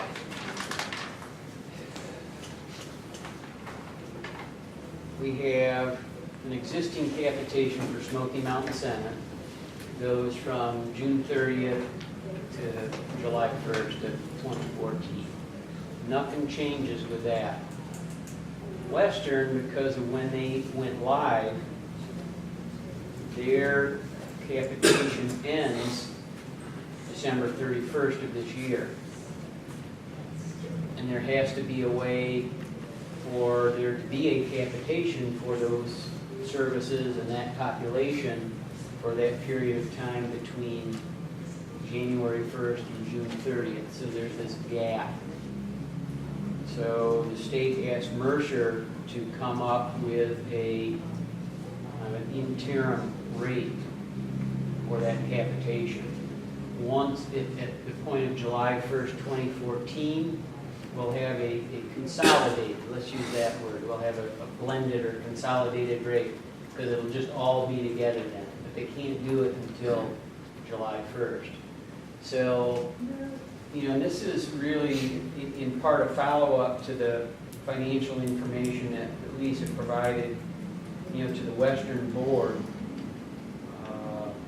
whenever we last met, was a couple weeks ago, I guess. And this is kind of like looking at an elephant. Depending on where you look at it and at what time, it looks different. And doing this effort for the state to try to explain the whole experience of Western's financing, both for administrative and services. I just thought that that would be a very helpful way, and we'll do this for the Western Board, but a very helpful way to see sort of the totality of the financial picture for Western. And we'll at least put a lot of work into this. We're not done with the state yet on this. This is, again, it's a unique, kind of confusing thing. I mean, nobody's done this before. There's a reduction that we are not pleased with, and have come up with a lot of evidence to support why we're not pleased with that, in addition to the reality that this transition's probably cost us, I don't know, what have we gotten up to, $5 million? Yeah, it's about 4.6 that we've estimated so far. Once it's all said and done. Yeah. And, you know, you just stop and think, you know, there's no way to pay for that, you know. And it's interesting because, you know, we were talking to Tara about this the other day and said, well, you know, when the state has these big contract terminations and transfers, isn't there always a way to account for, you know, it's going to cost somebody something for that? She said, oh yeah, you know, one way or the other, there's always a clause in the contract where there's a way to cover those costs. Well, guess what? In our contract, there isn't. And that's why we asked for that when we started that transition plan. Way back then is when we started saying, look, you know, this has to cost a lot of money. And where's the mechanism for there to be some reimbursement for that? And, you know, they denied that request, as you might remember. And now that we're at this point, we can much more accurately say, and oh, by the way, here's how much it is. So in this capitation discussion, you know, this has reared its ugly head.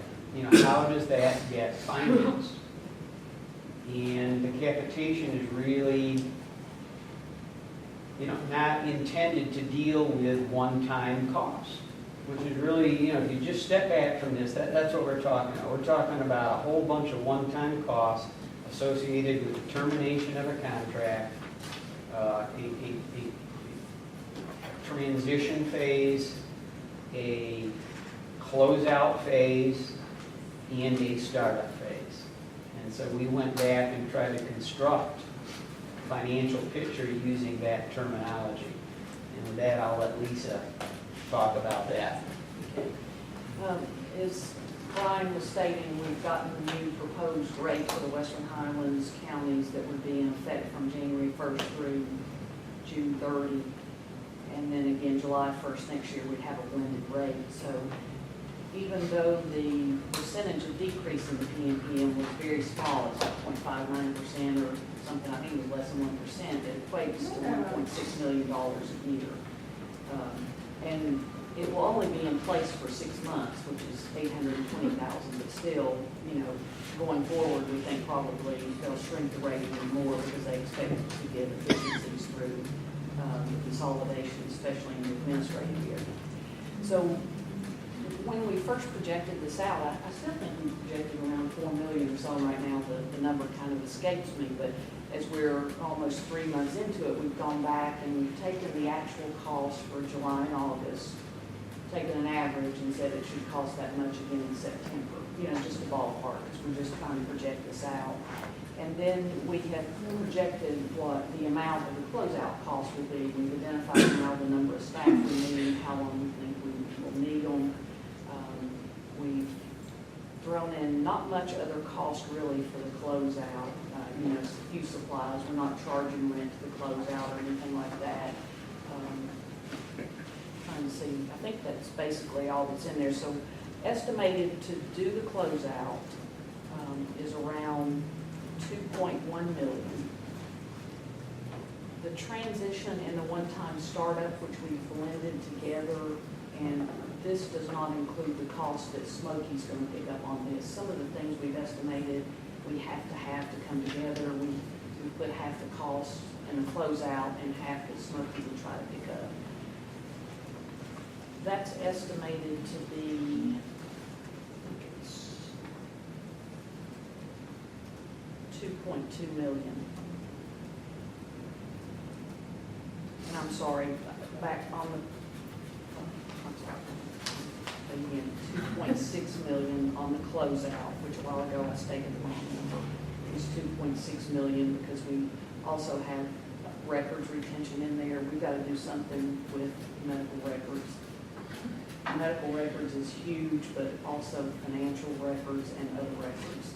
Because we have to assume all the medical records from Western Highlands, Blue Ridge, Trend, Rutherford, Polk, everybody, every provider or LME area authority that there has been.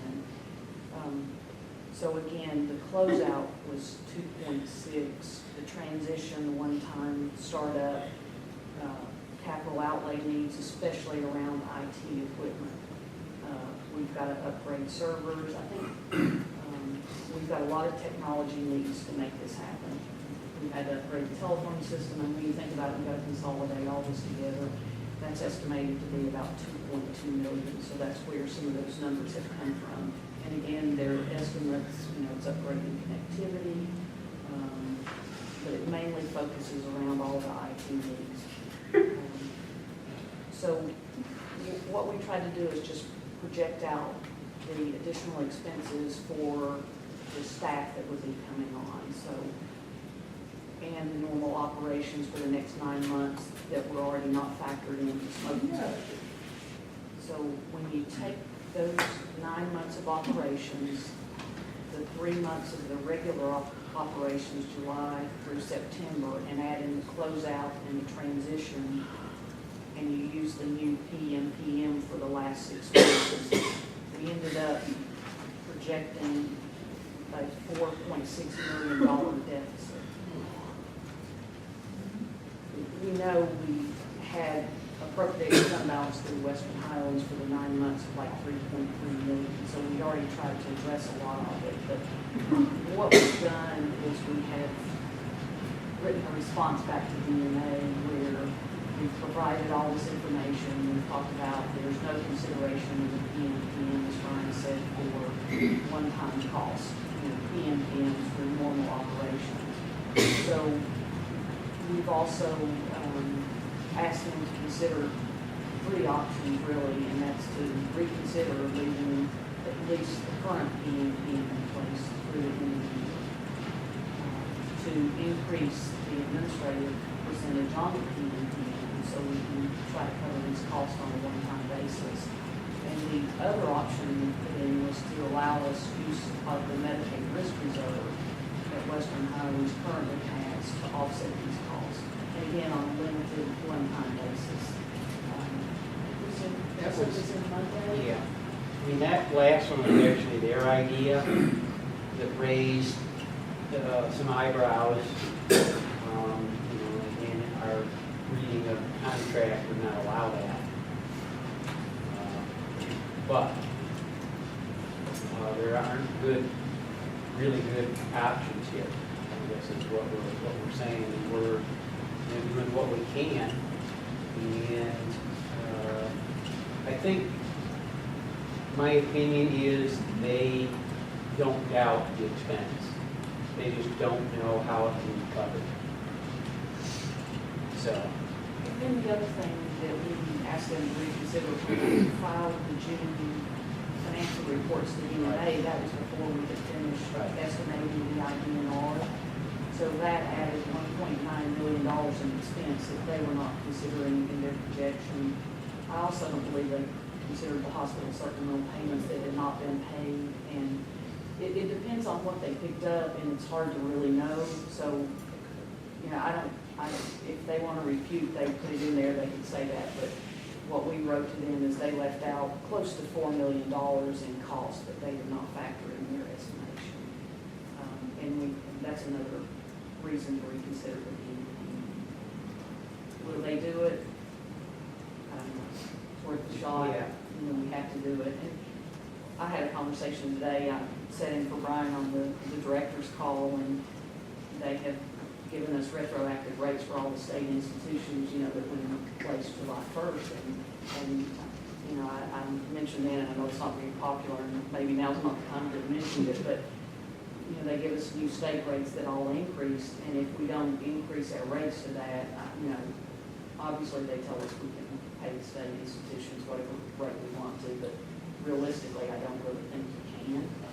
And I just said I would really like for them to factor that in when they do the PMPM. If they're going to increase the state institution rates, please increase our rates again. And they said they would take that into consideration for future. And I said, well, our rate would change in July, and somebody else's rate would change next month. So I don't really think that's fair, but, you know, so if you hear back, you know what I said. But anyway, I think they have, the risk reserve that they mentioned using, I think it's in Senate Bill 208, that that's not allowed. That would be an option we would love if they could approve and accept that, because then they have to replenish the risk reserve until it gets back up to 15%.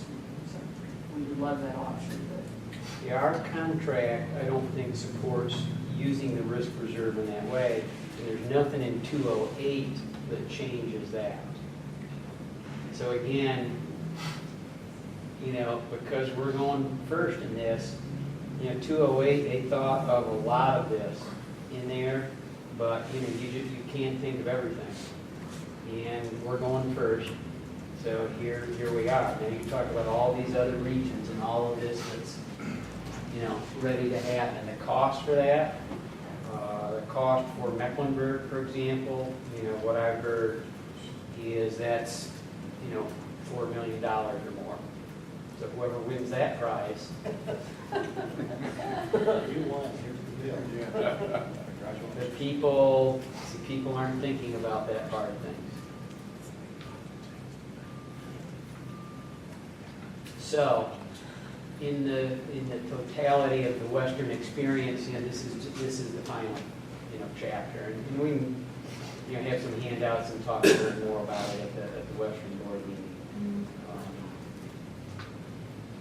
I think that's it. The last item we have is a closed session. Oh yeah. Did y'all want to hear what Mark Thoughts has to say about some of the things we talked about earlier? Yes, we do. Okay, that's why I took that call. He said that he's actually gotten some calls from some counties in this area. Imagine that, from commissioners asking about some of these same questions. He said that, one, it's his opinion that, a lot of these asked about, but one, it's his opinion that the maintenance effort funds cannot be paid directly from a county to a provider rather than to the LME.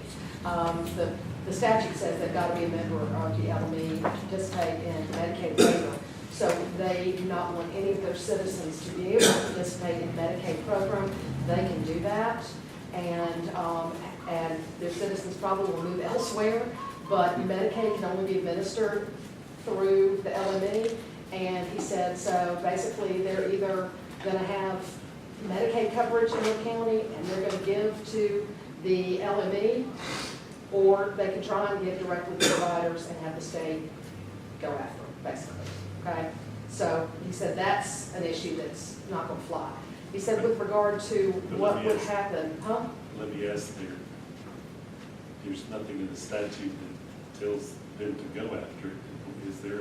Oh, the state wouldn't, I mean, they have to be in an LME. They have to be. But I mean. And by being in an yeah, LME. What I'm saying is there any place at the state where someone would actually go say, give them their money and stuff? Well, I mean, you're in similar situation that we were last year with regard to Haywood, but I think it's a bigger deal because it's in relation to especially reactions to other statutes. I think it's something Mark said that he thought would be handled a lot differently with the secretary. He said with regard to what happens if a new board is not created and appointed. He agreed with me that the way the statute reads, the secretary has the authority to appoint a member of a board where the board does not include everyone that's supposed to be appointed on that newly structured board under 118.1. He said he does not see where the secretary necessarily has the authority to appoint a board of her own. However, he said that he does not think that that would necessarily be something that would stand in the way of the administration deciding that they want to appoint a board of their own. He said, he doesn't know how they would interpret it. They might interpret it that the secretary would have that authority. In terms of who is in charge, if they don't, if the counties do not appoint a board, that question, he was not really willing to give a complete answer on. We talked about some of the things. He's going to get back to me.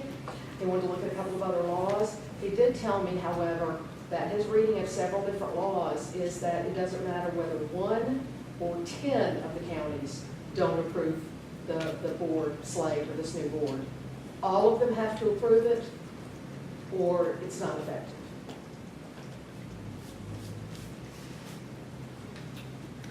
Okay. All right. That's a stronger reason to pull chairman. Anyway, so that's Mark's, and he's going to get back to me with some more things. That's on the MOE fund. Is there any guidelines in there that gives the counties the authority to ask for a distribution goes in a specific place? I mean, if the money goes from me to Smokey, can I ask if the money to be used? It doesn't specifically address that. It's not something in the statute that's addressed. So, something that's not specifically articulated, you can argue one way or the other. But in some ways it is, isn't it? We discussed that a couple of years ago, and you can ask. You can ask. It doesn't say that. And You can't stipulate. yeah, but you can't stipulate. Right. I mean, I thought you were saying that, the MOE money has got to be used for a specific purpose. I know that some. I'll give you a thing. We have what we call a Mountain Opportunity Center. It's a home for adults with disabilities. Okay. They work into a building in the town there, and some of our money, a portion of our money, which is not a whole lot of money, goes to them every year for the maintenance and upkeep of that building and stuff to be used there. Okay. And we've always sent in a request to Western Highlands to distribute X amount of dollars to them each year. That's one of the I think that Brian and Christina probably be the best ones to, answer. I don't know in the past what our response has been. I know that we have a clinical service plan that looks at, all the different things. I mean, Brian. Yeah, here's, what I said about this. There's no, the rules here. I don't think it's about rules because, if you want to default to the law, you can decide it says whatever you want to decide it says. It gets a little more confusing because we use state funds and county funds. We basically pool them. So in that scenario, Chuck, that might be an organization where, regardless if there were county funds involved or not, we would use some amount of state funds. Follow me? It's very, very hard. The truth of it is, separating the county and the state funds, other than how Lisa has to do that, we use those funds the same way. Generally speaking, our network model has to do with, the whole leveraging and the comprehensive provider and that thing. Now, that doesn't mean that other agencies don't get funds, okay? A portion of our money also goes to the mental health providers in our area. Right. To assist them. But we've had so much trouble over the years with keeping money. And we've pretty well distributed enough money to them to pay their operating costs and utilities and stuff like that. Try to keep them where they're at. Yeah, this isn't something I want to fight with any counties about. I mean, that's the first thing I tell you. We have we have a lot of tools we can use. You know, and again, it's the service mix and the payer mix and the leveraging we can use to providers, because with providers to get maximum treatment value. So we always did that by virtue of a board resolution, and it gave counties the authority to do that. So something I just don't know, I'm just gonna ask, so when you say we pull all the resources, does that mean McDowell's, whatever McDowell's MOB is, only gets spent in McDowell, or it's part of the overall piece? Well, I mean, because I really think that's the bigger, and, I mean, I'd speak for us who are, I mean, I'm just being honest, we're 25% of the total population. You know, and if you're putting in that chunk and it's spread, I could hear that. It might not be out of control over how it's spent, as I have in the past, but when we start talking about McDowell's money's going to Bowman, or Bowman's going to McDowell's, my guess is you're just going to ignite that conversation a little more among the Western College counties. Actually, in the case of McDowell, we'd be happy to take some of your money. We don't. Well, you know, I'll be honest, locals paying for some things other counties access, like the traffic stabilization, units, That's part of CO2. my point.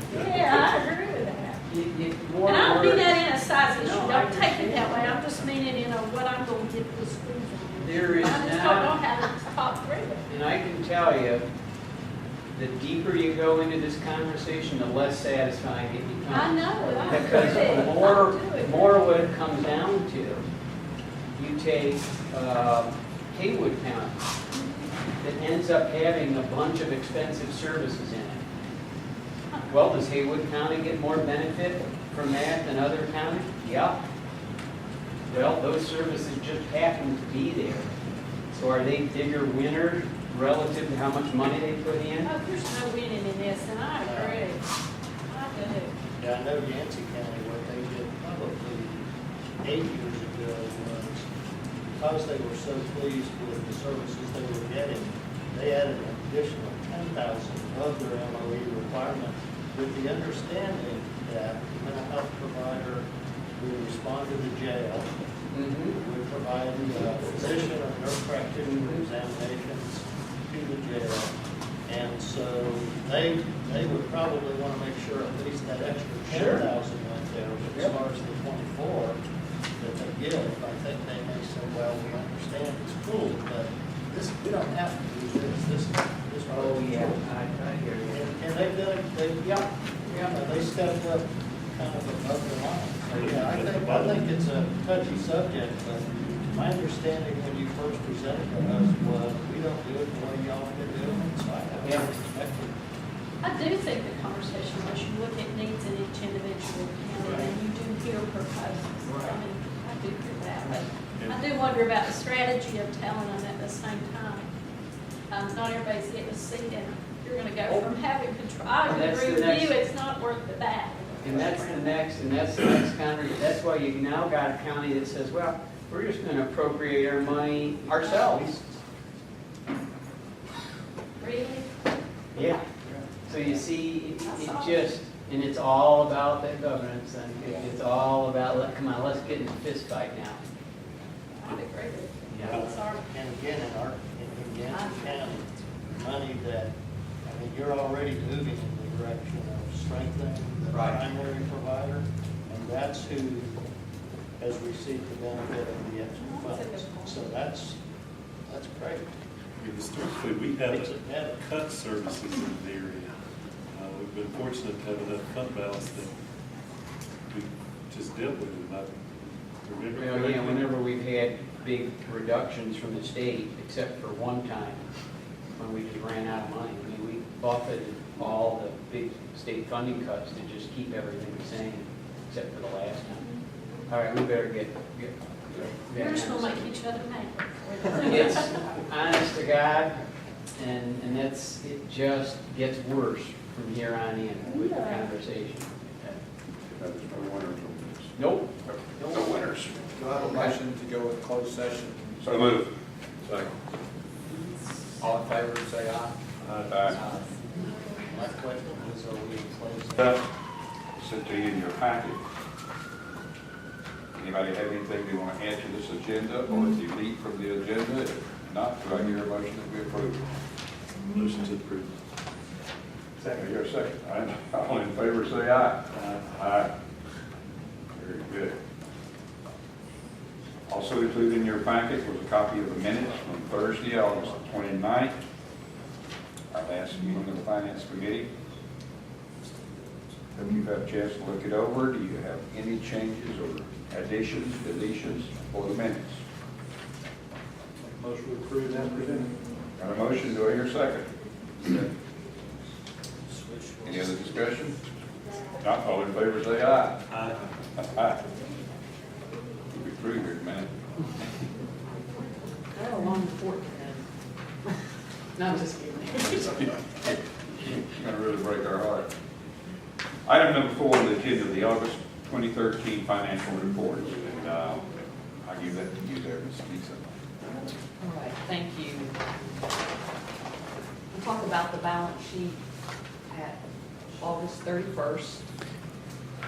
We've got cash of $28.4 million, and that's up $1.4 million over the prior month. We've got $2.9 million in the Medicaid risk reserve, and that's up $215,000. Accounts receivable and accounts receivable other, we've got $3.5 million. DMH is behind 1 month in paying. I know they have initiated the September payments, but we haven't received them yet. But this is primarily from DMH. I'm sorry, yeah, DMH, Division of Mental Health, excuse me. And in accounts receivable Medicaid waiver, we're still showing $511,000 because we haven't been able to get an 820 electronic form from the new NC track system to really reconcile their Medicaid eligibles. So we haven't adjusted that balance for the last couple of months. Smoky's total assets at the end of August are $38.3 million. The liabilities, we've got $3.7 million in accounts payables. And the estimations for what's outstanding for the state claims that have been provided but not reported are $343,000. And for Medicaid, it's $8.5 million. It's about a $500,000 increase over the estimation at the end of the prior month. So our total liabilities at the end of August are $13.2 million. The fund balance in the restricted and the committed, there's no change there. And in the unassigned, at the bottom of the page, we've got 4 pots of unassigned funding. We're breaking the unassigned out between Medicaid and all other unassigned or uncommitted fund balance. The unassigned is $14 million, and that's about 8% of our budget. Our overall total fund balance is $25 million, and that's around 15% of what our current budget is now. I'm going to move on to the revenue and expenses unless there are any follow-up questions on the fund balance or any other balance sheet accounts. Tell me that percentage again on the other side. On the unassigned, it's right at 8%. Thank you. Are there any other questions? What was that second percentage you gave us? The second percentage is 15%, and that's the total fund balance of $25 million compared to our budget, which is around, it's getting close. I think it's with these budget amendments, it may have gone over $160 million, I believe, so it's around 15%. And that includes the current year surplus, and by the end of the year, you know, that will change some. But right now, the current year's surplus is $988,000 in Medicaid and $490,000 in other funding sources. We'll talk about that as we go to the revenue and expense analysis. I'm going to go ahead and move on to that, and that's the yellow sheet if you're following along. These are the revenues and expenditures through August, so that's for 2 months, because as you know, they reset at July 1st once you close the year out. So for the 2 months, the cumulative, our service revenue for Medicaid is $18.6 million. Our service expense that's reflected on here includes what we've paid plus the estimation, and it's a little over $18 million. So through 2 months, we've got a 550,000 surplus in Medicaid, including the estimations. And I think that's really important for us to think about. When we think about last year, we used admin dollars, I believe all of last year, to help cover the service deficit. So this year, we are starting out without a service deficit in Medicaid. Question, and maybe I'm remembering wrong, because I move sometimes between the commissioner and this, but as we see more enrollees on Medicaid coming up, are we projecting that that's going to hold steady? Because aren't we expecting Do more have enrollees? deficits that way? We will get more enrollees, so we will have more expense, but we will also get more revenue since we're in the Right. VA 320. Right, but do we know? It depends on the level of care they get when they come in. That's what I was getting at. We don't have any idea.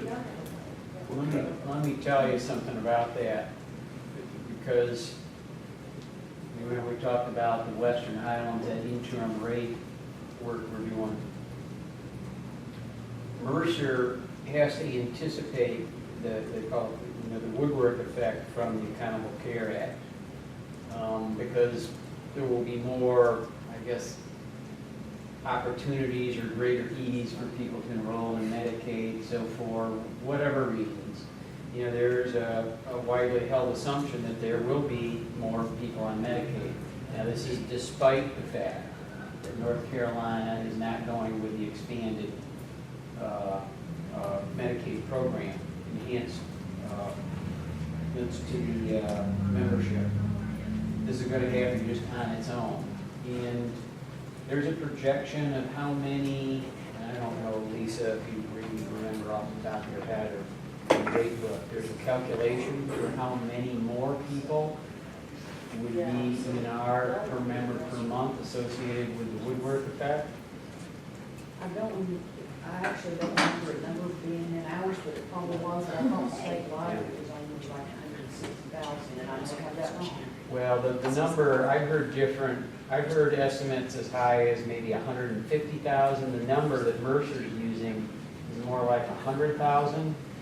And so there's some portion of those folks that will be in our benefit plan, and there's in the anticipation that their use of services for which we would have payment is going to be smaller. See, now I would have thought the opposite. That was part of my question, because it kind of makes me think of, for example, folks that, when you offer employees optional insurance for family members, the ones that often take it are the ones whose family members have high medical costs that need it. So I would have thought that might be the case with those who are finding themselves now eligible for Medicaid. So And I questioned Mercer about this when we had our meeting, and I said, I'm not doubting what you're saying. I'm just curious how, you came about this belief and used that as part of your methodology. And they, related it back to research with SAMHSA and different things. So whether or not it holds true, again, this is kind of the art of calculation, where you do have to make certain assumptions about things. And, it has to be signed off on with licensed people, but it's certainly on the judgment, and that's their judgment on this, for example. Right. Yeah, and I don't mean to belabor that, but it just, I'm glad we're running a surplus right now, but that amount could easily, if there were large numbers of people, for example, with kids that are in hospitalization, that could go away in no time. We'll see what happens when we get our rate done in July. There'll be some more time in on all of this, so. Thank you. Welcome, Kevin. We're on the revenue and expense analysis, if you want to follow on. The other thing about the service surplus, we have a surplus in Medicaid B of over $1 million that's being offset by the deficit in Medicaid C at this point. So that's one that we're doing some further analysis on, and a lot of times what what happens is the Medicaid C or the innovations consumers, we know they're eligible before they show up in our payment. And typically, we accrue that revenue for them, and because we can't reconcile and get an 820 and an 834 right now, it may be we've just understated the revenue on the innovations. We should know that in the next couple of weeks as we're starting to get more information out of the taxes. On the Medicaid administrative revenue, we have 2.8 million through 2 months, and our administrative expenses are right at 2.4 million. You can see, looking in that fourth column, total Medicaid under the administrative expense, salaries, fringe benefits, and professional services, they're about 80% of their cost, which you would expect, because being a human service agency, that's mainly where our costs are in our staff. So, and that's about 80% of their cost right now. So we have a surplus on the Medicaid admin side of $437,000. So our net operating surplus is $928,000. That is exclusive of the risk reserve revenue, and through 2 months, we received $437,000 that's gone in the Medicaid risk reserve. And just as a reminder, that's in a separate account. It has to be reserved. It requires DMA approval to use, and they will keep funding that until it gets up to 15% of their operating budget for Medicaid. We talk about the state and federal services. Our revenue through 2 months is $4.2 million. We have $3,690,000 in service expense, so we have $536,000 surplus through 2 months. A lot of this is the federal revenue comes in at the beginning of the year, and we usually get the majority we're going to get in the first 6 to 8 months, so sometimes that makes the surplus look a little higher at the beginning of the year than it actually will be. Our administrative revenue for state and federal is $485,000. Our administrative expense is $539,000, so we have a deficit in admin on the state side of $54,000. Because the administrative expenses are allocated based on the revenue, and the state revenue is a little higher because of the federal, it shifted for the first 2 months more the expense on the state side, and that should even out as the year goes on. In the last column, just overall for the Medicaid, state, and all of the funding sources, our service revenue is $23.2 million. Our service expense is $22.2. So through 2 months, there's about $950,000 surplus. And again, especially on the state side, that will even out as the year goes on. I also think the Medicaid service expense will go up with the wider array of the B3 services, and also with the uncertainty around ACT services and the new ACT service definition and the way those services potentially will be billed.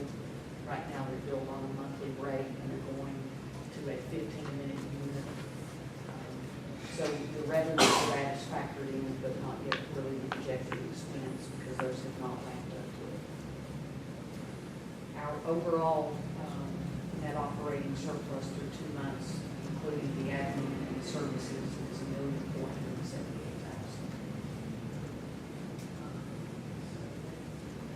Are there any comments or anybody any clarification on that report? We have medical loss ratio calculated, anyone know we should do all that? We do, it's back in the dashboard. Okay. You need action on this. We do, if I could just do this last report. Okay. Ed, I want to go ahead and All cover, together. Okay. and then we can just do these 3 together. Gotcha. We'll talk about the Medicaid budget to action. And this shows the actual paid and then the IBNR and where we are compared to the budget. The report we just went over shows actual revenue compared to actual expenses. This one shows actual expenses compared to the budgeted expenses. So that's the difference in these 2 reports. This report really just focuses on the Medicaid services. So outpatient, if you look at the first column, well, actually, if you go over to the 4th column, the total of July and August for outpatient, $1,584,000. The budget's 1,817,000, so you can see through 2 months, we're under budget 233,000. If you look at the numbers that are kind of shaded, those are the categories of service that we're trending over still after 2 months. So community support, which is a community support team, behavioral health, long-term residential, and then intensive in-home and MST and ACT. So we're trending slightly over in those starting out. And then one that we're under on the fourth line from the top, we're under on the PRTF through 2 months of $400,000. So overall, the Medicaid fee, if you compare the expense to the budget, we're under budget $927,000. On innovations, we're over what we projected by $836,000, and on E3, we're under $321,000. So when you compare again the expense to the budget, we're under budget $413,000. The reason it's a different amount, again, is it's comparing actual to budget, the others comparing revenue to expense. Okay? Are there any questions on it? We haven't had a month so operated. No, we haven't. I think last year we got down to like $17,000 or something. We haven't had one. We have not. And We had some big sales in car washes that month. Scurried the line up a little bit. You said this very crisp. Know that the behavioral health long-term residential and the intensive at home, is Stewart or someone still kind of watching the house on that one? yes, we have all of the processes in place that we put in place, I guess, now it's probably been 9 or 10 months ago, I think. One of the things that I think is worth talking about, and we have to do Medicaid monthly reports, and they're in a different format than these, and one of the things I'd like to do probably next month is bring those along with these and see which one that y'all think provides the most useful information to you, so you can look at them side by side, because they're laid out differently. The other thing I wanted to start doing is showing prior year comparisons, where we are this year, last year. And when I started thinking about it, we wanted to bring that next month, and then I immediately thought, well, in the next month, Mayor Davis going to include West Virginia. How do we do that? Because it won't make sense. So, and I don't know if there's going to be an easy way for us to break out what has been in the original 15 counties and do a comparison, or if it's going to be so much work, it's probably not worth looking at it that way. But that's really one of the things we should be looking at now that we started, the second year of the waiver. But I really don't think going forward it's going to make much sense. So I'll bring that next month, and we can look at that and see what's helpful, because I want to try to bring more dashboards and change some of this up. Also, just want to point out one other thing yet before we do a motion. There's nothing included for the employee benefit fund. If you remember, it was left in place for a year to help offset some of the insurance premiums. The claims runoff has ended, so that report will not be coming back in the future either. So it's not. Any other questions? Then those funds come back. I think we, in a couple of months, need to look at it and see where we are and either make a recommendation of what happens to them, or do they stay there, because now we need to relook at being self-funded through insurance. I think right now it may be best to leave them there because they're outside of our regular financial information because they're getting. Any other questions? Motion to approve. Second. Any other discussion? All in favor of approving the financial reports as you heard them, please say aye. Aye. Opposed, no.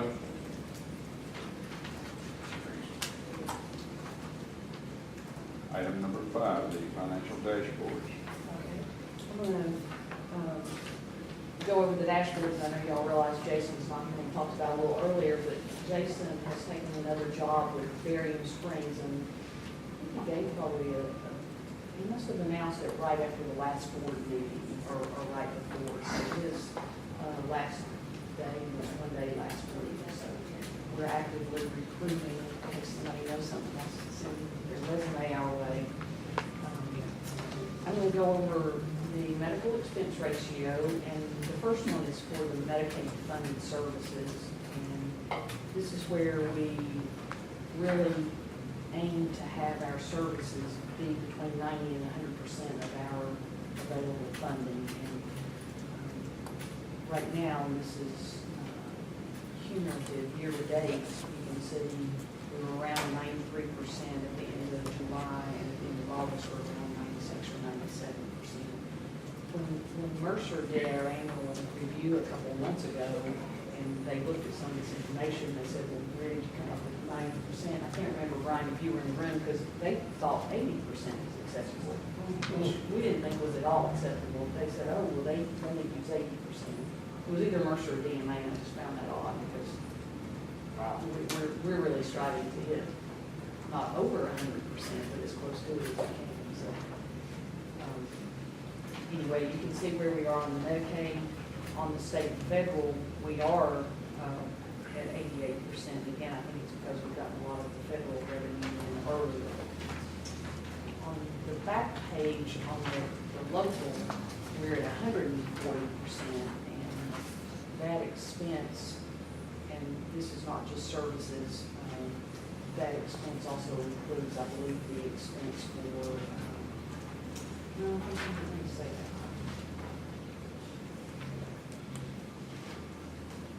I think we've got our TPA expenses in here, which includes some of the legal that is offset with the fund balance. So this is not just all service right here.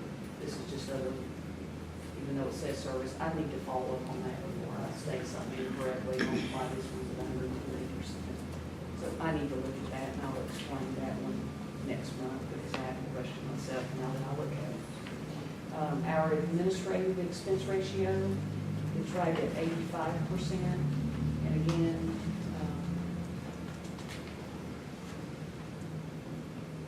I don't know that we really want to spend 100% of our administrative dollars, but we want to make sure that we use enough of them that we fund the positions we need to carry out our activities.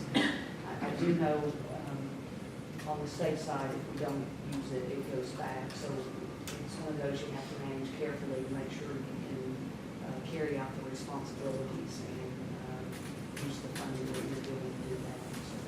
So right now, the administrative is about 85%. I'm looking at this right, looking at then on that other local, even though the ratio's high, the total dollars there, it's a bit side, they're only doing 46,000, right? Am I looking at the right? Yes, and I really think we've got the legal fees up in the services on the admin side, and I think that's but they're really not services, and I want to just go back and see if we have that in the wrong place. Yeah, and the total, it's got total service expense 246, and that service support 100,000, and miscellaneous service support's 146, and then miscellaneous 100. I think that 100 is the legal expense. So I just want to clarify that to make sure that we're allowing for that. On the Smoky Mountain Medicaid paid claims on the other dashboards, this is another representation of the Medicaid paid claim summary that we just went over. And this is a little odd now that we've crossed over into the second year, because when you have the IDNR at year end, you're reversing it off and putting it back on. So it's a little, when you look at how we've represented this, and if we use outpatient as an example, we've got 284,000 paid and 1.3 million IDNR. To me, we really need to think about how we can reflect that in the future, because if you just go back to 2 reports ago, and if I give you an example, this may make it a little more clear, but if you look at the outpatient on this sheet, we're saying we paid $1,492,000. We've reversed off the IDNR and then added back. And that's a year-end reversal that happened. So because we've done it that way, now the way we're showing it on this dashboard, it doesn't make sense to me. And I think what we need to do in the future is just for the dashboard purposes, combine the paving and IDR, because it's factoring in the prior year accruals, and now that we're in the second year again, this just doesn't fit correctly to me. So I think we need to change that too, and I think that's where we can look at future reports that I bring back next month and see which ones make the most sense to everybody and see what's most favorable. But I'm gonna go ahead and go through the dashboards as they are, and I think the main thing to gather from these is just to look at the combination of what's paid and what's estimated, and not try to see the difference in the two. And you can easily see on the outpatient, year-to-date actual is under the budget. Community support is over the budget, and that's community support. Long-term residential, slightly over the budget. I think one of the other things too that may be helpful that we look at, if you look at community support, that's in thousands, that's 200,000. If you look at outpatient next to it, it's 2.1 million. So it's kind of hard to show these and make them just have a lot of sense to me. So I just think we need to think about a different way to kind of get these. Well, it's the scaling of the y-axis is going to be a problem because the difference is so great. I'm not sure how we can wrestle it into a good place. I don't either, but you said that a lot better than I did. That's where I was trying to get to, so thank you for helping me. But I just want to point out, because it doesn't really make sense, you know, when you look at it, this one's 10 times that one, but, yeah. Well, just be aware when you're looking at the graph and you might see what looks like a tiny little difference. That might mean, you know, $100,000, and the next one it might be $1.5 million. And you can't make a piece of it unless you're going to use a very large format for the scaling of the graph. Just to highlight a couple others, inpatient under year-to-date, again, antiques and in-homes trending quite a bit over along with MST, and starting this year, Medicaid broke apart the MST and the intensive in-home. They used to fund it as one category and report as one category, but beginning this year, they separated those into two categories, so that's why we've now done that also.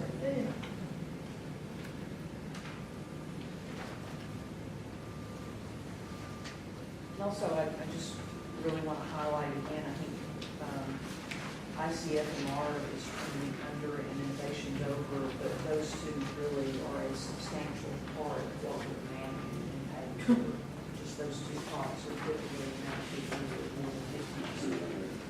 The two on the top of page 4. Yes. Those two comprise. They have a lot of influence over the budgets there. It really is. Reimbursement. So really, when you think about those two, and then some of the rates being mandated, even though they're not the state operating facilities, but they expect us to follow them. In the ICF&R rates, you're required to honor the DMA adjustment rates for 3 years. So when you narrow it down, you probably don't have a lot of control over some of the costs as much as we would like. Were there any questions on any of the dashboards? Are there any areas where y'all have real concerns so far? I think those that are already trending over, we've got to take a closer look at, especially innovations, to make sure that it is the understatement of the revenue and that that's not going over. And I also think to better analyze the act and what's going to happen with the new service definition and the number of consumers that are moving into the community and the transitions to community living, what those services are going to cost. So there are probably 4 or 5 areas that we're focusing on. And this is an example where, and I guess they're called program changes, occur. You know, a policy is created or changed in a manner that really affects how people access services and money. And those features were not known when our capitation was set. So you can be a winner or a loser, depending on if it's something that, for whatever reason, is gonna make utilization and cost less or more. And here's an example of something where, mid-year here, with ACT is a good example because of the DOJ piece, or whatever words we're supposed to use to explain it now, or describe it. You have to just make it, and then it'll get adjusted, for our capitation for the next fiscal year, starting July 1st. Same thing with these rate adjustments is another example. They just happen, and we just have to absorb it, even though it really is not reflected in the capitation. We have one more month, and then we'll be reflecting the Western numbers if we can get to the end of this. Yes, we'll have September information reported that will just be smoking, and then when we report October information, it will contain 1 month of Western Highlands counties, just for In October. October. Yes, plus Smoky Mountains for 4 months. So Would it be broken out it's that going to way? be very misleading. I mean, I think it'll take a lot of analysis to understand where we are. Yeah, we'll have a new set point for everything. And we will have a new consolidated budget too that will be brought to the board. Estimated budget, 300. I thought it was going to be around 320 or 30 million on a 12-month basis. I think you mentioned, Lisa, the different code in the first graph, is that July and August? The different colors, Steve, the blue is really what's been paid, and that is burgundy or whatever is what's estimated to be outstanding. However, it doesn't really make a lot of sense because that burgundy is the IBNR, and because of the year-end adjustment and the rolling forward audit, it makes that be misleading. And I think that's why I think we need to figure out a different way to repeat that, and it may be just to show the full amount in this budget. I'm a little hesitant to do it that way just because the estimation is so critical, because if we don't get the estimation right, this could be just so, we could be really mistaking our surplus or deficit. So that's one reason I like to show what we've estimated. But again, I'll bring back some different ways to present it next month and see what y'all find most helpful and most useful. Yes, I apologize on that earlier page there. Apparently made a statement and my mind was just a little behind, and I said the same thing that you said. My Oh, I did not I pick up didn't any, like- I like- he pointed out to We me. handled it right there. He does the same thing. I missed it, Michael. So I may have already jumped, I don't know. Okay, item number 6, do you need any action with the dashboard? Oh, no, I don't. Okay. Sorry. Okay, Sorry. all right. Oh, Item my 6, goodness. fiscal year 13-14 continuation allocation. Continuation allocation, the continuation allocation is what we call the final allocation we get from the division usually at the end of June or July, so we know what our state and federal funding is for this year. Again, I'm talking about division of mental health. We just got it a couple of weeks ago, and I just want to go over what is in the continuation allocation. Last year, statewide, there was a $20 million service funding reduction that was approved by the General Assembly that was called a community service funding reduction. And that was supposed to be a one-time reduction, and the reduction to Smoky in that was over $3 million. We planned this year when we did the budget, we did not include it because we started hearing back in April and May that it would not be reinstated into the budget, and it was not put back into our allocation. When we got the allocation, though, in addition to it not being put back in, the language in the allocation is that it's now a permanent reduction, so it's never going to go back in according to this allocation letter information. So So again, last year when it came out, it was supposed to be one time. It's not put back in this year, and they're saying now that reduction is permanent. So, want to highlight that. We have planned for it this year, so this now we will need to plan for it in subsequent years unless the General Assembly changes that. We also received 2 additional funding reductions that are also noted as being permanent. And I gotta tell you, before these 2, I don't ever remember, and maybe I've forgotten, I don't ever remember getting funding cuts that they immediately called permanent. Maybe we did, and maybe I've forgotten, I don't know. You know, it used to be a big game, really, where they talk about things being, you know, temporary or one year, and then it just turned into. But, right, they would turn into, but it's not like usually the first time you get notice that it's a reduction, that it's a permanent one. But yes, just like this community service, last year it was one time, now this year it's not back in, and now they're saying it's permanent, so.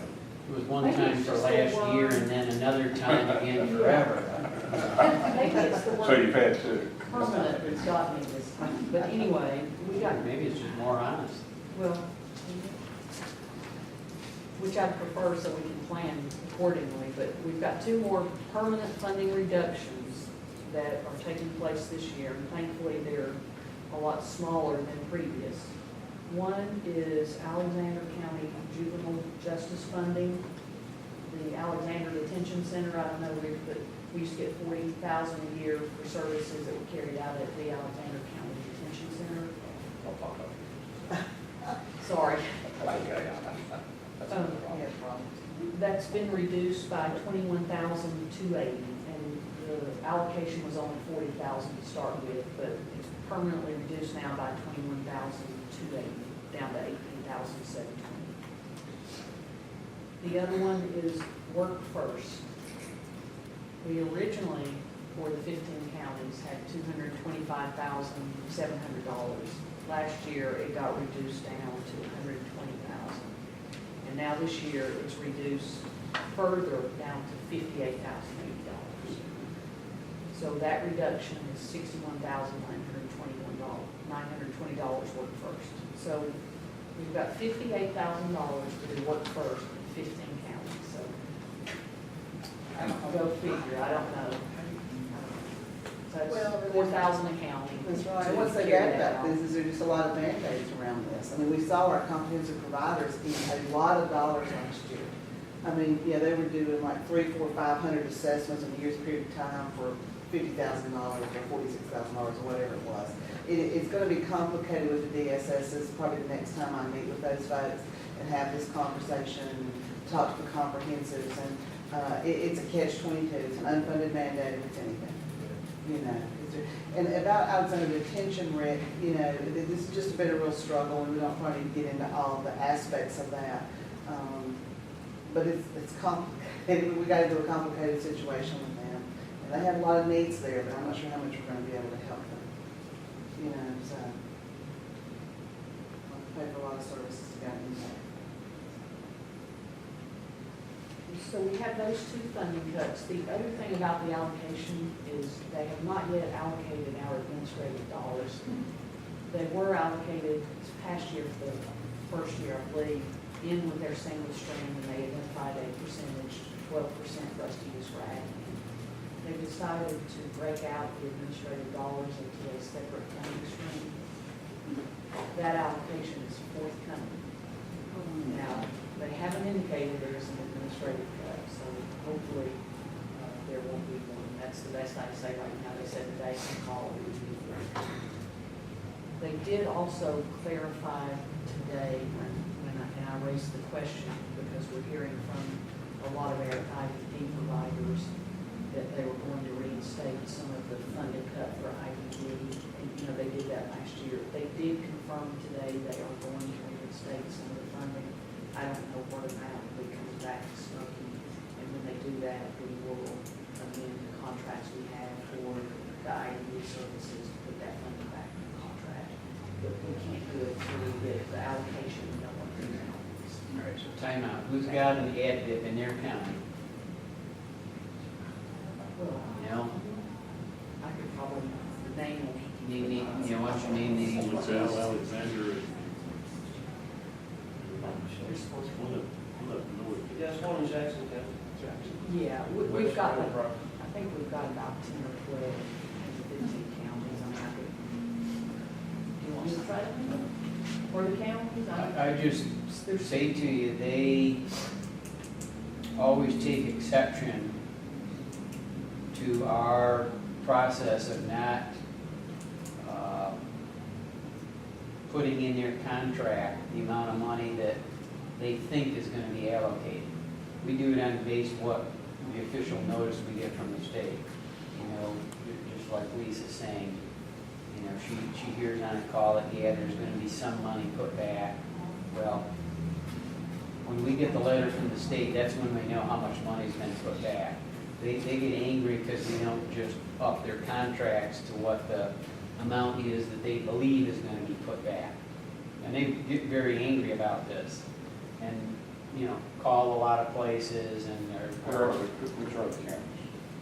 Well, we've got Wilkes have one? Hayward Vocational, Wilkes Opportunity, or Wilkes Vocational, Watauga Opportunities, Vocational Opportunities of Cherokee, Webster Enterprises, that's Jackson, the other counties were there. Industrial Opportunities is Cherokee County. Hayward Vocational Opportunities. Foothills Industries is in McDowell. There's probably one in Alexander, but I don't know the name. There's Macon Aggregate. There's another one in the north that I'll think of, Avery Association, Avery Association form. I think you made The that. Ash too. has- You got it. There's like 10 or 12 I don't mean to put you on the spot right there, I just wanted to read Or just so if they call you, just please understand that this is just how we've always done business, how I would want us to do business, how you would want us to do business, but they get very, very upset about this and claim all kinds of things. Who would call? There's three or four executives that are very, very vocal about this. And I think we had a couple who refused to sign their contracts because they think we've already been allocated the funding and we're not putting in their contract, but that's really not the situation. And the last year when we got it reallocated, we immediately amended all the contracts and we could say the funding. And we'll do the same thing as soon as we get the allocation letter back. So, again, the last remaining piece is just to find out what our administrative allocation is. Also, we have been working with the division and sent a number of questions because we want to make sure on the state and federal funds that once we have the Western Highlands funding, that they don't reduce our administrative funds on the state side. They sent some follow-up questions back to us that we've answered, and evidently they're close to responding to us on how we will have the funds reallocated at 10-1, and what's going to happen with the admin. But there are really all these things, when you think about it, that are unknown, that we're trying to develop a budget going forward without really knowing what the revenue is, which is not the best way to try to project it out. I'm guessing we'll take a hit both ways.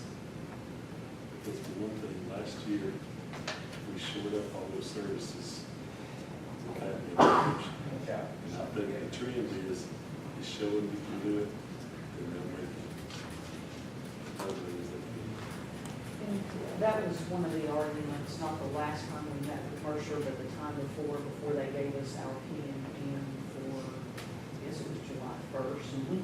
That would they, you know, to note that we had been using admin dollars, had not filled positions. We felt like, you know, we were struggling to meet the contract requirements. We needed to fill positions, and they said they would factor that in. And I really think they did on our. Michael, yeah, they were good with us on that piece.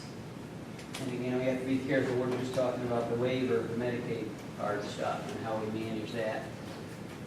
Now, the other what Lisa's talking about is the state admin. And the belief that, and we spent a lot of time in the executive committee talking about this. Of course, everybody wants to see greater efficiency and savings on the admin side. But yeah, as soon as we come up with the $5 million that'll cost us to do the transition, yeah, we'll start to, create some savings. But, there's the perception, and then there's the reality of the actual implementation that are different.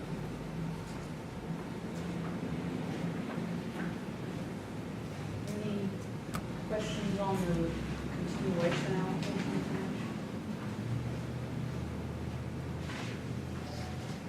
Need action?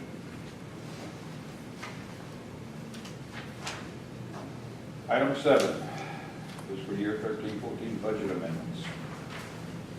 Receipt of the continuation allocation has led to a couple of budget amendments. So on the back of the first page, the first amendment is unrelated to the allocation, and that is for us to just budget the single stream three-way hospital funding. It's $1,437,000. And $821,000 is for Haywood Regional Medical Center, and $616,000 is for Cannon. And those are the three-way beds. Again, it's a contract between Smoky, the Division of Mental Health, and those respective hospitals. That money is held at state level. We bill it up and get reimbursed. Smoky changed their policy 6 or 8 months ago because it takes so long to get reimbursed from the state. We go ahead and pay the hospitals prior to getting reimbursed. And that's been a big issue with the Hospital Association about not being able to get paid. They also have the option, if we don't pay in 60 days, they can ask for the state to pay them directly, which adds another layer of settlement for them. And we want to go ahead and pay them, and we will work with the state to ensure we get paid. Down near the bottom of the page, you'll see the 2 reductions we just talked about: juvenile justice, $21,280 reduction, and work first, a reduction of $61,920. Those 3 together are an increase to the budget of $1,353,000. So our current budget now is $161 million. On the expenditure side, those are all related to provider payments, so all of the amendment is to the total contracts. And it's the three-way work first for juvenile justice, so the final budget is $160 million. And we do need an action on that. Okay. Motion to approve the 13-14 budget amendments as presented. Second. Motion and a second. Any other discussion? Is that Steve? Steve? Any other discussion? None. All in favor say aye. Aye. Opposed, no. Lisa, Yes. while we were talking about juvenile justice there, in Jackson County, we have something called the JCTT program.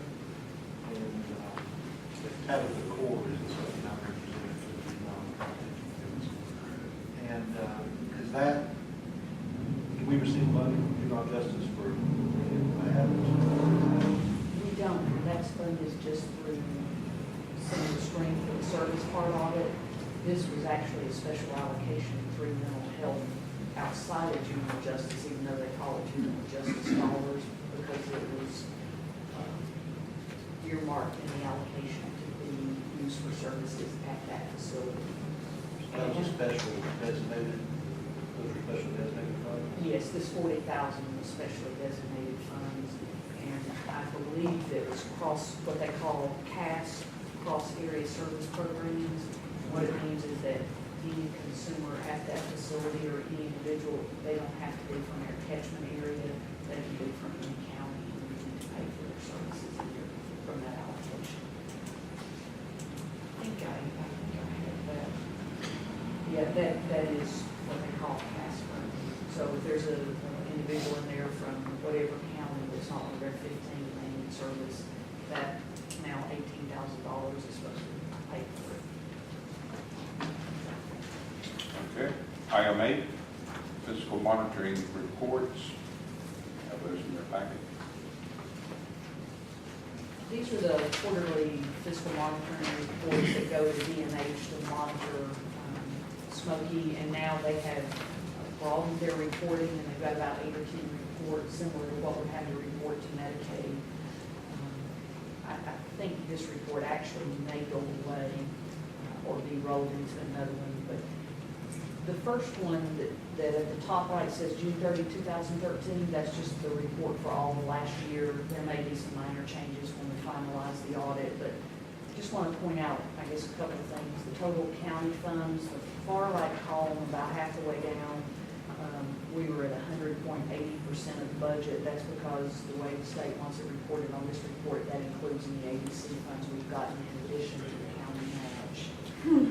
Our total revenue was at 99.79% last year overall, and our total expenditures were at 95.11%. Again, that's in the far right column, about 2/3 of the way down. The current estimated unrestricted fund balance was 7.62% and 11.9 million. The other thing to point out on there is the current cash in bank, 31.4 million. Sometimes if you try to compare this report to our financial report, they're different because we're using different accounting methods, so you can't always tie them back. And also based on the time period when this may have been completed, that may be different. So if you ever try to compare them back and you see differences, please ask and I'll explain, because it can get a little misleading, because sometimes it makes it look like the report is incorrect. Some of the reports we're reporting on modified accrual basis and some on accrual basis based on which report it is, so it can be a little misleading. And on the second report, it says budget at the top right, July 1, 2013.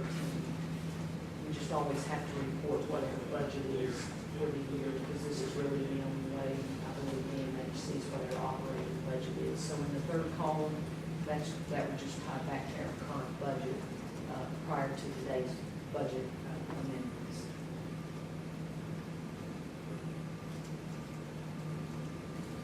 Are there any questions or concerns or comments about the fiscal monitoring report? Anyone have any questions? You need action on that one also? Yeah, I think we should. Okay. Anybody have any other questions, please? Not, motion? Second. Any other discussion? Not all in favor of the quarterly fiscal monitoring report as it was presented, please say aye. Opposed, no.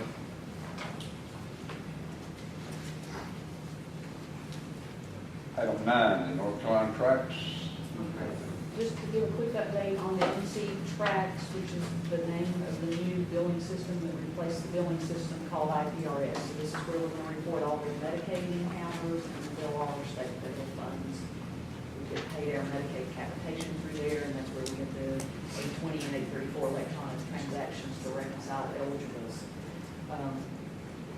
We are now able to retrieve some reports from there, so I think that part's gotten a little better. We've gotten some billing files through, so I think that's gotten better. We still can't reconcile our 820, which is the cash payment for Medicaid, to the eligibles. And there was some discussion on that today with representatives from the NC track system, and they're aware of the problem, and they're working rapidly to resolve it, but it's not yet resolved, and they've already been some paper where other providers are billing and all the problems they have.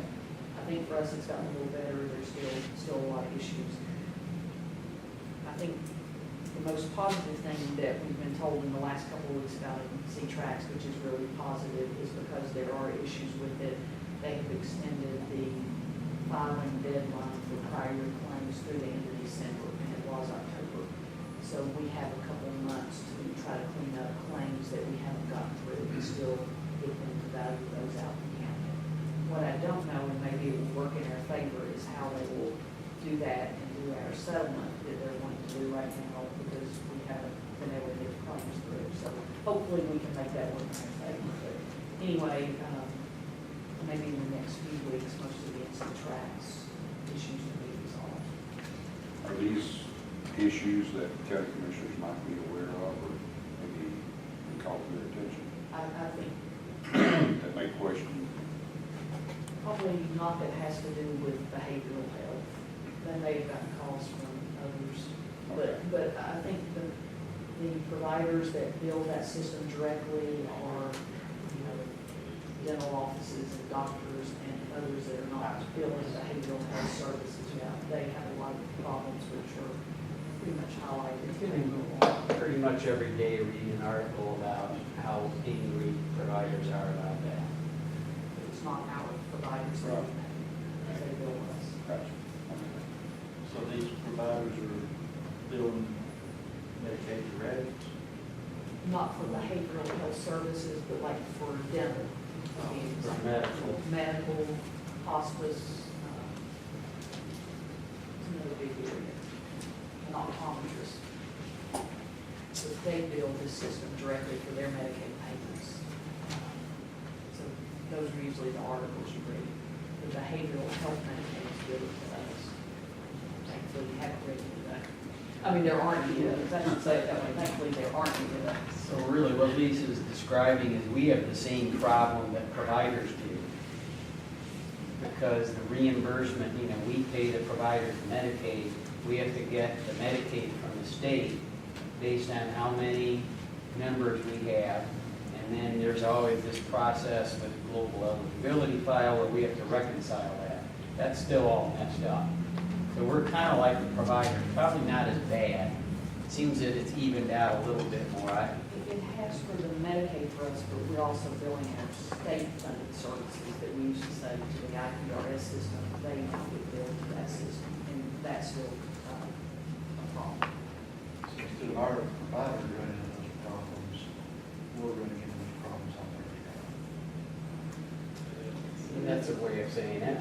And then there are all these other providers that can bill it to Way to one put it. another that have a problem. The question is how long it will take next year when they start trying to clean this up.